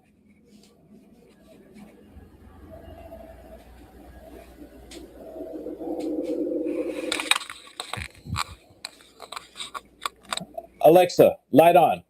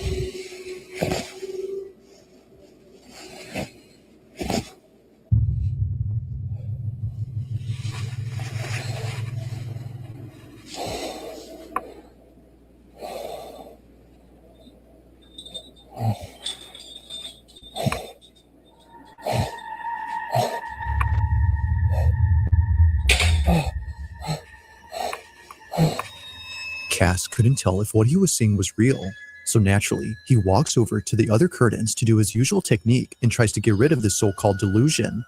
Apparently, he wasn't just seeing the curtain moving, but a figure standing behind it. In a panic frenzy, he opens and closes the drape as an attempt to scrub away the figure, but while doing so, the curtain moves again. This was strange considering that he was no longer seeing someone behind it, yet somehow, despite doing his usual technique, something was still happening.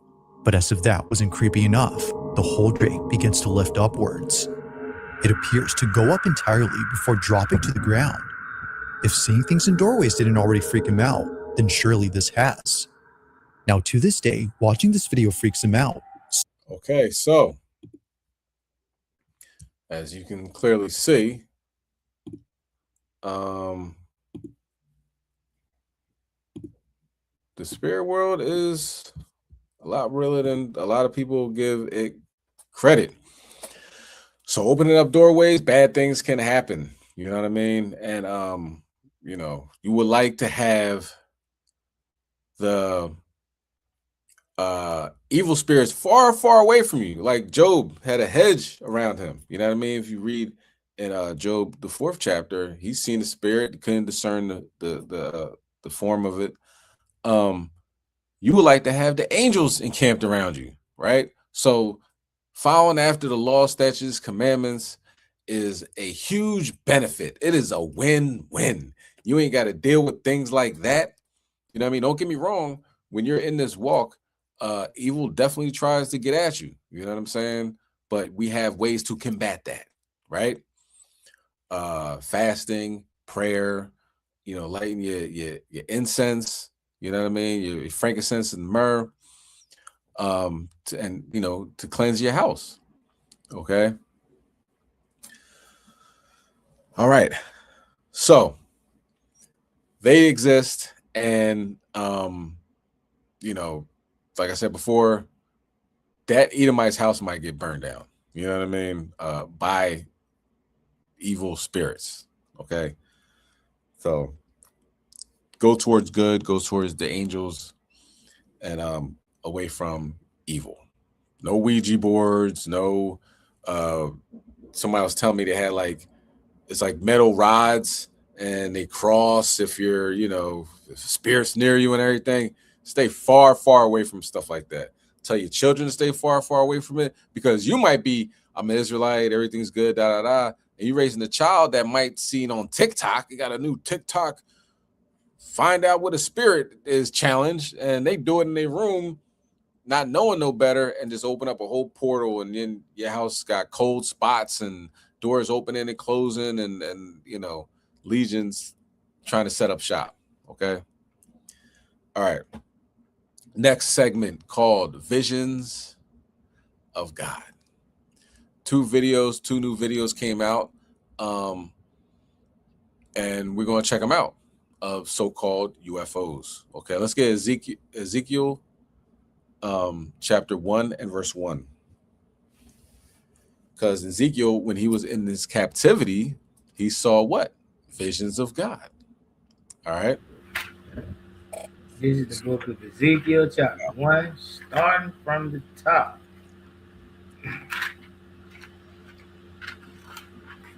All praises. Now it come to pass in the 13th year, in the 4th month of the 5th day of the month, as I was among the captives by the river of Shadar, that the heavens were opened, and I saw visions of Yahweh. Okay, so let's check this out, because we're in captivity too, correct? And chariots are around us. So let's watch this, and then after this is one more video, and we all good. Okay, we're gonna talk about health and wellness after this. Slakia, my fault. Tonight, 2 newly released pieces of alleged U.S. military footage are sparking a lot of fresh questions about unidentified objects in the sky. So the videos were said to be obtained from military archives and released to the public by investigative journalists Jeremy Corbell and George Knapp. They say both recordings show government-filmed objects that were officially designated as UAPs, unidentified anomalous phenomena, and they weren't meant to be seen by the public. Now, both videos were recorded by MQ-9 Reaper drones, and both show objects making movements that Corbell says defy basic physics. The first video dates back to August of 2012. It's recorded over the Persian Gulf using infrared sensors. It shows 3 objects moving in what appears to be a triangular formation, and at one point, one of the objects falls back and it suddenly accelerates forward again, kind of like in a slingshot motion to rejoin the other two. Weird. The second video, more recent, 2021, recorded during a U.S. drone mission over southern Syria. And in this footage, you have a single object that's tracked by a weapons-grade targeting system. Now, it moves steadily at first, then suddenly changes direction, accelerates out of frame at what analysts describe as extreme speed. There's no visible propulsion. News Nation has not independently verified the authenticity of these videos. The Pentagon has not confirmed them or even commented. But what are we actually seeing in these videos? Nick Pope's here, investigated UAPs for the UK Ministry of Defense. Nick, good to see you. These the real deal?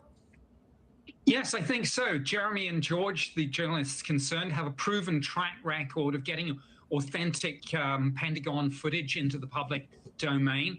And when you see these sorts of things just move in a straight line at a constant speed, sure, you can say balloons, birds, but as you said in your intro, the Pentagon itself put this into the UAP category, unidentified anomalous phenomena, and that's what we're looking at.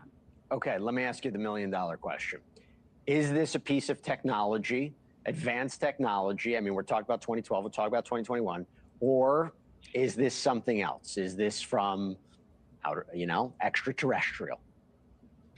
As much as I'd love to believe that it was extraterrestrial, Occam's razor states that the simplest and most likely explanation is usually the correct one. These were Middle East videos in one of the most crowded areas of sky when it comes to cutting-edge aerospace technology, aircraft, drones. The United States has a lot there because the US is there. China and Russia are probably there spying on them. Iran is there too. So my best estimate has got to be this is our own terrestrial tech. Well, I mean, they are sensitive military regions. See, that sounds dumb. You can look at his eyes and tell he's a liar. I mean, he is an Edomite. But why would your own government film your own technology and put it in the category of unidentified? It just doesn't make sense. But, Esau has to say things that, minimize public, awareness and, scrutiny and, fear, because one thing that Esau knows is that he's going to get paid back for this. We talked about it before. Tim Burchett from Tennessee says, we know what they are. Ezekiel's wheel. And this is somebody, it's a congressman from Tennessee that is in SCIFs, which are, the politicians go into a room where nobody else can go and they can't talk about what they hear. And he has information that others don't have. And he's like, yeah, we know what they are. Ezekiel's wheel. So this guy, Nick Pope, he's what we call sheep dipped. He says he's out of the military. He's out of service with the UK government. But obviously he's not, because every time they interview him, he says something stupid that the UK government obviously would want him to say. Okay, so grain of salt with this guy. Could be of interest if it wasn't human-made. I mean, but that's the question. Have you seen technology like this that it could do something like this? No propulsion? Well, we can't tell that much just by looking at the videos themselves. Behind the scenes, there's probably more analysis that's been done by intelligence community imagery analysts. And notice he didn't answer the question. Have you seen objects like this with no propulsion? Well, we got to do more analysts. Like, he totally just blew off that question, but let's continue. That's probably classified. But, there are things flying out there that will not be public knowledge for 10, 15, 20 years after the event. So there's a lot of spooky stuff flying right now. And it's a good, I think that was a pun, but I like that. But let me ask you a question. Do you think that it wasn't meant for the public to see? Was it not meant for the public to see because of the sensitive military technology? I mean, Jeremy Corbell says the footage came from intelligence archives. You tell me, is that what we're dealing with, that they were concerned that this could compromise us? Well, I think Jeremy and George are both very careful that they follow the law in this, as are the people concerned who gave them the videos. That being said, I know a lot of people in the military who see these sorts of things and are aware of them, are very frustrated at what they see as the slow pace of UFO, UAP disclosure. And so, Jeremy and George often are a kind of conduit for getting this material out. So let's have a wider debate about it. Let's get Congress looking at it. Let's get other media outlets looking at it. And let's get a kind of brains trust of experts trying to figure out what we're looking at here. Nick, you are brilliant. I love having you on, but I will tell you, I still think that this could be something else. That's just my take. I could be 100% wrong. We shall see. But I appreciate the conversation, as always. Thank you. Thank you, and I hope you're right. Thank you for. Yeah, whatever. That's why, of course, you cannot believe Esau in anything. But I just really want to see show the video. That's it. And now that we got that, let's continue on to the last segment, the health and wellness, something that we have to all take seriously. We are entering into being kings and princesses. We are anyway, but being revealed as such, getting a crown, in my father's house, many mansions. You know what I'm saying? So it's a beautiful time. We want to live to see that. We want to get our bodies in the best tip-top shape as possible for that. And not only that, just for, the time period we living in. You know what I'm saying? You want to be on point in these last days. You know what I mean? Don't slack on, your health and fitness, putting the right stuff in your body, exercise and so forth and so on. You ain't got to, run 15 miles the first time you decide to exercise. Start with stretches. Don't be bouncing with them stretches, because it might be a long time since you stretched. Stretch into it. Get your flexibility together. Walk before you run. And then when you're able to run, keep doing it. Okay. Let's go to Psalm chapter 103. Verse 2. This is Psalms chapter 103.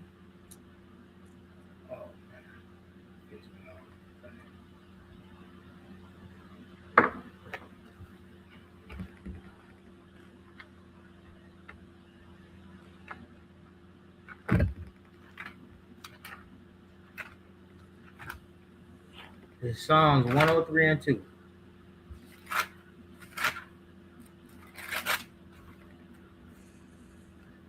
Bless the Lord, O my soul, and forget not all his benefits. Most High has a lot of benefits, okay, to this walk. Go ahead.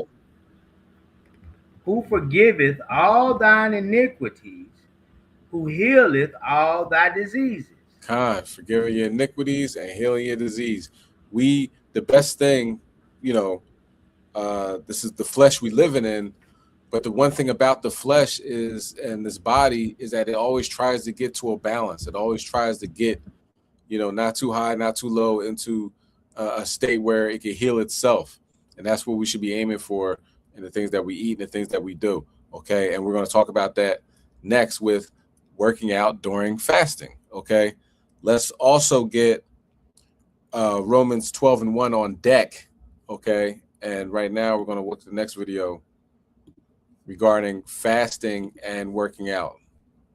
Let me rewind it, Slakia. Imagine walking into the gym without eating a single thing. No breakfast, no pre-workout shake, no protein bar on the drive over. Just you, your body, and an empty stomach. For most people, that idea triggers immediate resistance. It feels wrong, unsafe, almost irresponsible. You've probably heard it your entire life. You need fuel to train. Food equals energy. No food means weakness. That belief is so deeply ingrained that questioning it feels uncomfortable. But here's the uncomfortable truth most people never stop to examine. The meal you eat right before your workout is not actually powering that workout. Not in the way you think it is. And once you understand why, the entire conversation around fasted exercise changes. Most people confuse feeling energized with being fueled. When you eat before training, your body releases hormones in anticipation of incoming calories. That hormonal response can make you feel ready, alert, even strong. But that sensation isn't coming from the food you just ate. The energy you're using during that workout was stored in your body long before you stepped into the gym, and that raises a much more interesting question. If the fuel is already there, what really happens when you train without eating at all? And why do some people feel sharper, leaner, and more in control when they do? To understand why training without eating doesn't automatically drain you, you first have to understand how your body really produces energy. Your body stores fuel in two primary forms, and they work very differently. The first is glycogen. Glycogen is simply glucose stored in your liver and muscles, and it's your body's most convenient energy source. It's fast, efficient, and easy to access. The average adult stores roughly 400 to 500 grams of glycogen, which equals about 1,600 to 2,000 calories of usable energy. Depending on your activity level, that supply can last anywhere from 12 to 24 hours. The second fuel source is body fat, and this is where perspective matters. Even a relatively lean person carries tens of thousands of calories stored as fat. That's not backup fuel. That's a massive energy reserve. Here's the key point most people miss. Your body will always choose the easiest fuel first. As long as glycogen is available, your metabolism keeps reaching for it instead of tapping into fat. Not because fat is bad, but because glycogen is convenient. When food is constantly coming in, your body never has a reason to practice burning fat efficiently. Over time, that flexibility weakens.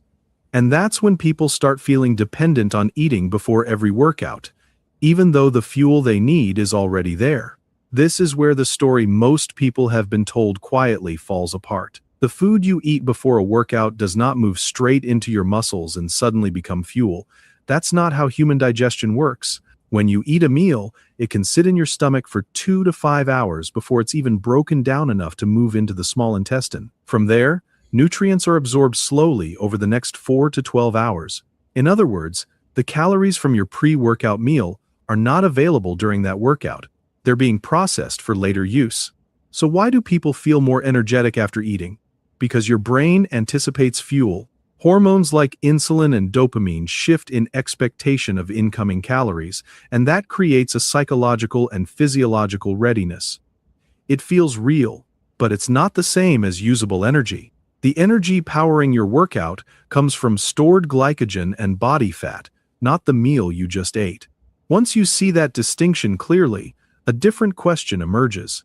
If fresh food isn't required for energy in that moment, what changes when glycogen starts running low? When you haven't eaten for 12 to 16 hours, your glycogen stores begin to thin out. They don't disappear completely, but they're no longer abundant. And when glycogen becomes scarce, your body doesn't panic. It adapts. It switches fuel sources. This is the moment fasted exercise changes the rules. With less glucose available, your metabolism is forced to tap into fat for energy. Fat cells begin releasing fatty acids into the bloodstream, and your liver converts some of that fat into ketones, an alternative fuel your muscles and brain can use efficiently. This shift isn't extreme or unnatural. It's a normal biological response that humans relied on for survival long before constant access to food existed. This ability to move smoothly between burning glucose and burning fat is known as metabolic flexibility. A healthy metabolism isn't locked into one fuel source. It adapts based on availability. But when you eat frequently throughout the day, especially refined carbohydrates, your body rarely needs to practice that switch. Over time, it becomes less efficient at burning fat, not because something is broken, but because it's never required. Fasted exercise reintroduces that demand. It trains your body to access stored energy without stress or urgency. And once that switch starts working again, a cascade of internal changes follows that most people never experience when they always train fed. Once your body is no longer flooded with incoming glucose, a very different internal environment takes shape. Insulin levels drop, and that matters more than most people realize. Insulin is not a fat-burning hormone. It's a storage hormone. When insulin is elevated, fat is effectively locked inside fat cells. When insulin is low, that lock comes off. Fat becomes accessible. During fasted exercise, there's no fresh glucose entering the bloodstream, so insulin stays suppressed. That alone allows significantly more fat to be released and used for energy. Multiple studies have shown that aerobic exercise performed in a fasted state can increase fat oxidation by 20 to 30% compared to the same workout done after eating. That's not motivation, that's physiology. At the same time, another powerful hormone rises sharply: growth hormone. Growth hormone plays two critical roles. It signals fat cells to release stored energy, and it helps protect muscle tissue from being broken down. Fasting on its own increases growth hormone. Exercise on its own increases growth hormone. When you combine the two, the effect is amplified. In some studies, growth hormone levels increase several times above baseline during fasting and exercise conditions. This is one of the main reasons people are often surprised to find they don't lose muscle when training fasted. In fact, many maintain or even improve muscle tone while leaning out. Your body is prioritizing survival. Muscle is valuable tissue. It allows you to move, work, and find food.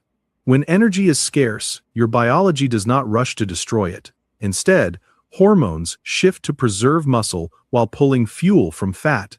This is not a loophole. It's a built-in system.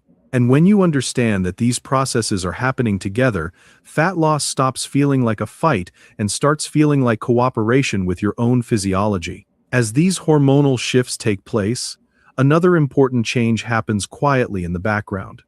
Your insulin sensitivity improves. Insulin sensitivity simply describes how efficiently your cells respond to insulin. When sensitivity is high, your body needs very little insulin to move glucose into muscles where it can be used or stored. When sensitivity is low, your body has to release more and more insulin to get the same result. Over time, that pattern contributes to energy crashes, fat gain, and metabolic dysfunction. Fasted exercise interrupts that cycle. When you train without eating, insulin is already low. Your muscles still need fuel, so they become more efficient at pulling glucose out of the bloodstream with minimal insulin involved. Your body learns to do more with less, and that improvement doesn't disappear when the workout ends. It can last for hours afterward, compounding over time. Mental clarity often improves as well, and this isn't placebo. During fasting, your liver produces ketones from fat. Ketones cross the blood-brain barrier and provide a steady, efficient fuel source for the brain. Many people report feeling calmer, sharper, and more focused when they train fasted. Fasting and exercise also increase a protein called BDNF, which supports learning, memory, and brain resilience. Add in a rise in norepinephrine, a neurotransmitter linked to alertness, and the mental shift starts to make sense. Your brain is responding to a state it recognizes as meaningful and adaptive. There's an evolutionary reason all of this works so seamlessly. For most of human history, food wasn't guaranteed. Our ancestors didn't wake up, eat breakfast, and then decide whether they had enough energy to move. They woke up hungry and had to move first in order to eat later. Hunting, gathering, traveling long distances. These all happened in a fasted state. If the human body became weak, foggy, or fragile without food, our species wouldn't have survived. The opposite trait was selected for. Those who became more alert, more focused, and more capable when food was scarce were the ones who lived long enough to pass on their genes. Your body still carries that programming. It doesn't interpret short-term fasting as danger. It interprets it as a signal to mobilize resources, sharpen focus, and conserve what matters most. Fasted performance isn't a modern hack. It's an ancient feature. Understanding that fasted exercise can work is one thing. Knowing how to apply it intelligently is what actually makes it sustainable. Not all movement places the same demand on your energy systems, and that distinction matters when you haven't eaten. Low to moderate intensity aerobic exercise tends to work best in a fasted state. Activities like brisk walking, light jogging, easy cycling, or steady swimming rely heavily on fat for fuel. You can usually maintain these efforts for long periods without feeling depleted, even after many hours without food. This is where most people should start. It allows your body to adapt without stress and builds confidence rather than fear. Higher intensity exercise is different. Sprinting, HIIT, jump rope at maximal effort, or anything that leaves you gasping for air depends much more on glycogen. When glycogen is already partially depleted from fasting, performance can feel compromised at first. That doesn't mean it's impossible. It means adaptation takes time. Some research shows that after several weeks of metabolic adaptation, people can maintain high-intensity performance even with lower glycogen availability. But rushing into this too quickly is where problems start. Adaptation rewards patience. Resistance training falls somewhere in between. You can lift weights while fasted, and many people do. Growth hormone helps protect muscle during the session. The key is what happens afterward. Muscles need protein to repair. Training fasted and then delaying nutrition too long removes the raw materials your body needs to rebuild. Even though fasted exercise can be powerful, it isn't appropriate for everyone. Context matters. If you're pregnant or breastfeeding, your body has elevated nutritional demands, and this is not the time to experiment. If you have a history of eating disorders, fasted training can reinforce unhealthy patterns and should only be considered with professional guidance. People with type 1 diabetes, or anyone using insulin, need to be especially cautious because blood sugar regulation becomes far more complex without food. Chronic kidney disease, being significantly underweight, or taking medications that must be consumed with meals are also clear situations where fasted exercise may do more harm than good. Even if you're otherwise healthy, your body will tell you when something isn't right. Persistent dizziness, heart palpitations that don't settle after rest, confusion instead of clarity, extreme weakness, or nausea are signals to stop. These are not badges of discipline, they're warnings. A simple rule applies here. If symptoms don't improve within 10 to 15 minutes of resting and hydrating, end the session and eat something light. Fasted exercise should feel controlled, not punishing. When you pull all of this together, one thing becomes clear. Exercising while fasted isn't reckless, it isn't extreme, and it isn't something reserved for elite athletes or biohackers. It's a tool. Like any tool, it works when it's used with understanding and restraint. Your body was never designed to need constant food in order to function. It was designed to adapt, to switch fuel sources, and to protect what matters most when resources are limited. Fasted exercise simply gives your metabolism a reason to remember how to do that. This doesn't mean everyone should train on an empty stomach. It means you now understand when it can help, when it can hurt, and how to approach it without sacrificing muscle, performance, or long-term health. The goal isn't suffering. The goal is control. Control over your energy, your metabolism, and the signals your body responds to every day. So here's the real question. Some coaches insist you should never exercise without eating. Others swear fasted training is the only way to do it right. After hearing the full picture, where do you stand? Is fasted exercise overrated, underrated, or simply misunderstood? Let me know in the comments. All right. So you see there's benefits and, some exercises you shouldn't do. Consult your doctor. I'm not a doctor. Just bring out information that, that could potentially help you in the future. I would suggest doing something, other than the Sabbath, doing a little something each day, moving and shaking. If you at work and you gotta catch the elevator to the third floor, maybe catch it to the second floor and walk up a flight of steps. You know what I'm saying? And then when you're feeling better, walk up the 3 flights of steps. You know what I mean? And just get into the habit of doing something, moving each day, because like you said, our ancestors were moving and shaking. You know what I mean? We weren't usually sitting behind computer desks, computers in the cubicle doing all that stuff. All right, let's get Romans chapter 12 and verse 1. And Book of Romans chapter 12, starting from the top. Slakia. And we can conclude this this segment. You know what I mean? Behold a pale horse. Keep in mind, praying to the Most High, following the law, statutes, commandments, and watching the sparks fly. Go ahead, King. Come, I beseech you, therefore, brethren, by the mercies of Yahweh, that ye present your bodies a living sacrifice, holy acceptable unto Yahweh, which is your reasonable service. Come.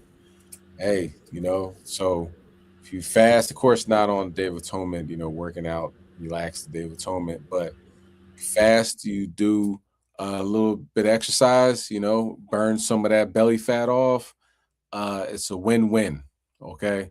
So behold a pale horse, keep in mind, judgment is out there. Stay focused, get your mind right. Things are going to improve for us. You know what I mean? If we take one step towards Yahweh Shem Shai, it takes several towards us. You know what I mean? So I would like to conclude this with Kwom Yashala. We got next. Shalom.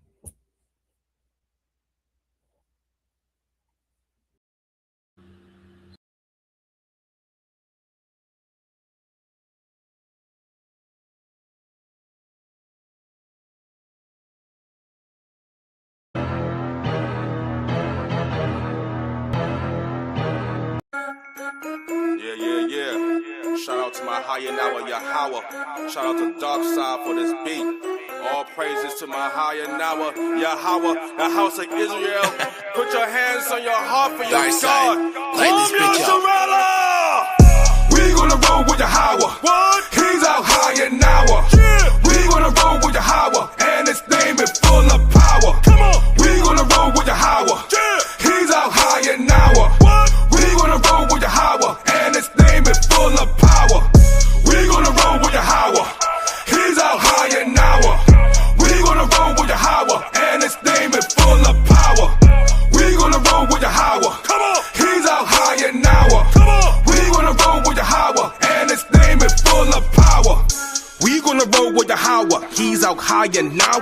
There's none greater than the God Yahweh. Every day he show us his power, and these storms, man, they devour. He has bodies, man, every hour. Life is sour, but he brings power. And his son, yes, we do honor. He's our father, a mighty father. And you defilers, why even bother? All you wicked ass men that started these problems, but he's the problem solver. Man, these scriptures hit like a revolver. Shrapnel in the face like a bomber. Daughters of Zion, let's go warn her that the Lord God is about to abhor her. Wait, hold up. This is the reason why I'm living, and the reason why I'm even in existence is to please Hayanawa and to show Hayanawa that we have truly repented. Ain't no reason for a brother to come up the camp at the front like he got still. But if a real little brother by the will of the Yahweh, your camp, he might just bail. Wait, hold up. We gonna roll with Yahweh. He's out higher now. What?